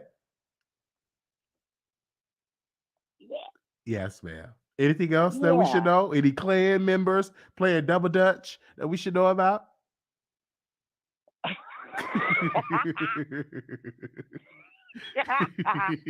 They don't play that. They don't play that around me, Wiley. I'm a Democrat. They don't play that around me. Okay. I'm a proud Democrat. You're a proud Democrat. All right. So you don't see the clan members playing double dutch. You say I don't see what? Any clan member? Do you see them playing double dutch or eating pancakes and scrambled eggs? Nah, I don't see none of that. Okay. All right. So when you go to a restaurant, they don't have the color sign and white only sign. So you Yeah, able to right. I'm just saying. No. All right. Thank you. Okay. Okay. And you're from Mobile, Alabama. Wow. How's the weather in I'm Mobile? from Michigan. You're from I'm Michigan, from but you Flint, live. Michigan. Oh my gosh, another But terrible I place. live in Mobile, Alabama. Another terrible place with dirty water. So how is it in Mobile, Alabama? How's the weather? It's pretty good. It was about 70 degrees today. Oh, that's good. That's good. You know, it's a good thing hmm that you represent Alabama. I'm a comedian, so I'm gonna not gonna make any trips down that lately because I don't have anybody from Alabama. But you know, if I'm passing by, I might stop over for some good fried chicken. I think they know how to make fried chicken and baby back ribs and cornbread and all Yeah, of that. So I might come over for a good I just meal. made cornbread and baked chicken Oh yeah, okay. tonight. I come over and eat with you and your fiance, and we can just eat some fried chicken and talk about the slave ships that they have in the area. Yeah, it's a documentary on Netflix. I think it's called the Clotilda, but Okay. if it's not, you should be able to look it up and see. You Oh, you should be able to see it. okay. But yeah, I just wanted to call in because I had to take up for Bama. Yeah, take I off had for to take Bama. up for That's a Bama. good. I could, That's good. even though Bama needs to get some better school system. I can just imagine it. They definitely need to get some better school system. So I know it. I know that school system is bad. So we need to get more people like yourself to run for school board and also get better mayors and to invest in our education. So I agree because Alabama is at the bottom of the barrel You're when we right talk about about that. education. So I agree with you about that. Thank you. You okay? You done, man? Yep, I'm done. Thank you so Great much. show tonight, Well, Wiley. you have a wonderful day, and I wish you nothing but success with your fiance in Mobile, Alabama. And when I'm through, I want some. Thank you. I want a pan of fried pork chops. Okay. Okay. All right. Okay. Oh man.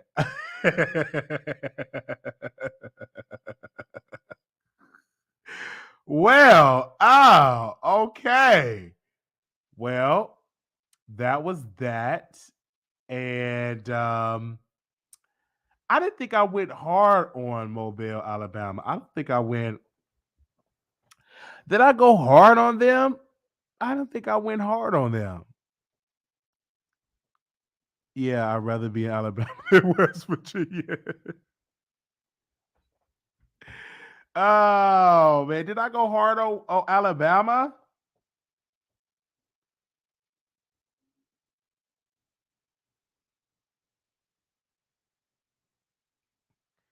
I want to know, did I go hard on Alabama? All right, did I? Well, hey, it was Alabama, Hey, I had to say what I had to say. Do y'all want to call in to fit Alabama? What did I say was wrong? Did I say that was wrong? Man. What did I say that was wrong? Man, please. I'm gonna have to rewind the tape. You stereotype. Did I stereotype Alabama?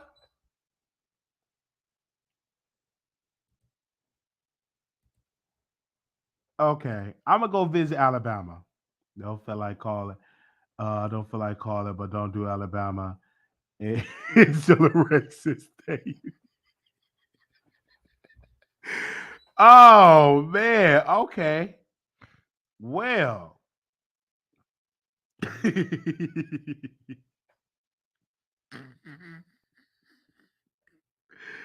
Okay, Alabama. Ain't nothing wrong.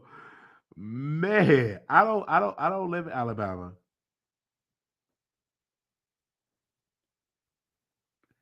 I'm gonna tell you that right now. I do not live on Alabama. I don't live in Alabama. And someone wanted me to be a probation officer in Alabama.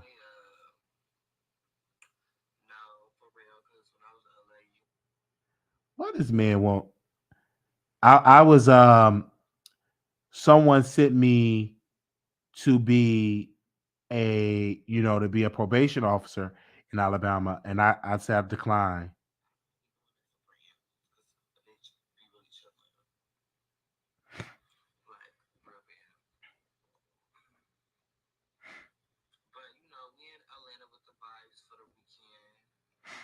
Give me a second. I'm now searching. Oh no, Soldier Boy, you playing music. I want you on the show. Why do he always be showing money? Big Draco. Why do they do that? Is it because for the ladies or the women? But they always be showing money on there. I want him on the show.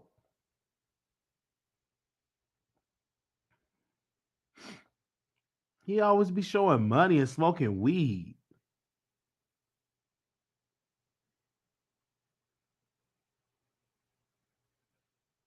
He got a fat blunt. Yeah, I'm on Instagram.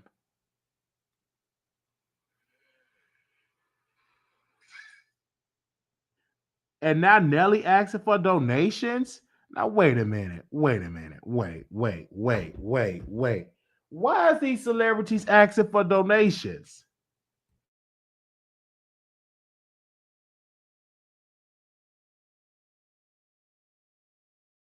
Wait a minute. You got Nelly playing music. He got zero donations. Why are they asking for donations? Okay, he playing music, so I can't play his live. Soldier Boy is live.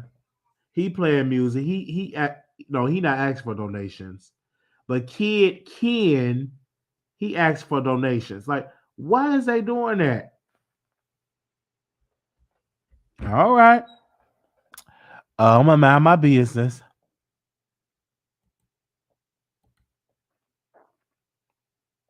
Are they doing a fundraiser? Nelly ain't been right since the allegations and the leak. Oh man, thank y'all so very much. Let me drop the link. Anybody want to call? I'm sorry. Anybody want to call in?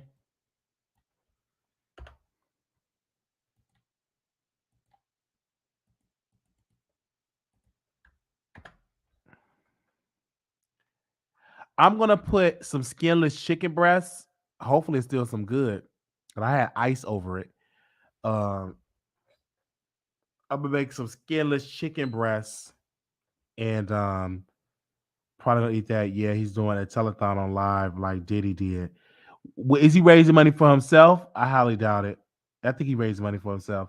Provide a product or service. They already have the platform. Who shall is Storm holding? I think that's his niece or nephew. I think the donation tab is popping up on everybody who is going live. Oh, okay. Because I was about to go in. Chicken and what? Just eating chicken. My friend has it on hers. Okay. So I don't have to drag the celebrities.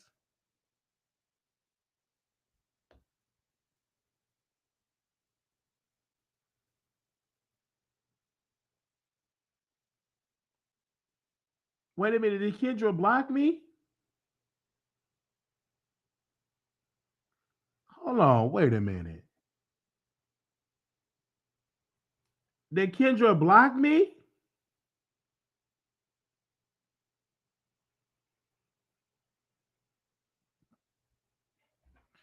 Wait. Let me go check my other. Oh, let me check. Okay, let me see if the Kendra blocked me. Okay, I know I'm not blocked. I'm not blocked. I'm not blocked. Like, why would I get blocked? I want to make sure.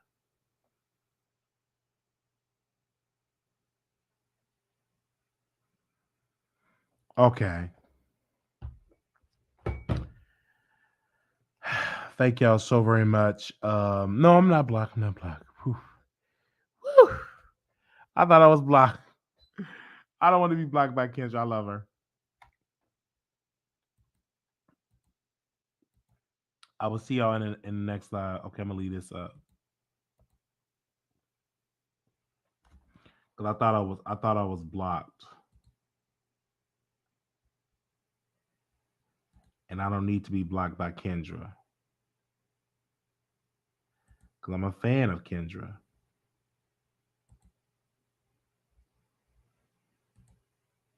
And I know people want that not to happen, but I'm fans of hers, but I'm not blocked. Thank y'all. Seems like he would be too shy and nice for a Breakfast Club. He have to be willing to ruin relationship with some celebrities. He's taking the place of buying a band. Somebody must have sent her that video you made. No, she didn't block me, you guys. We good. We good. We good. We not blocked. We're not blocked.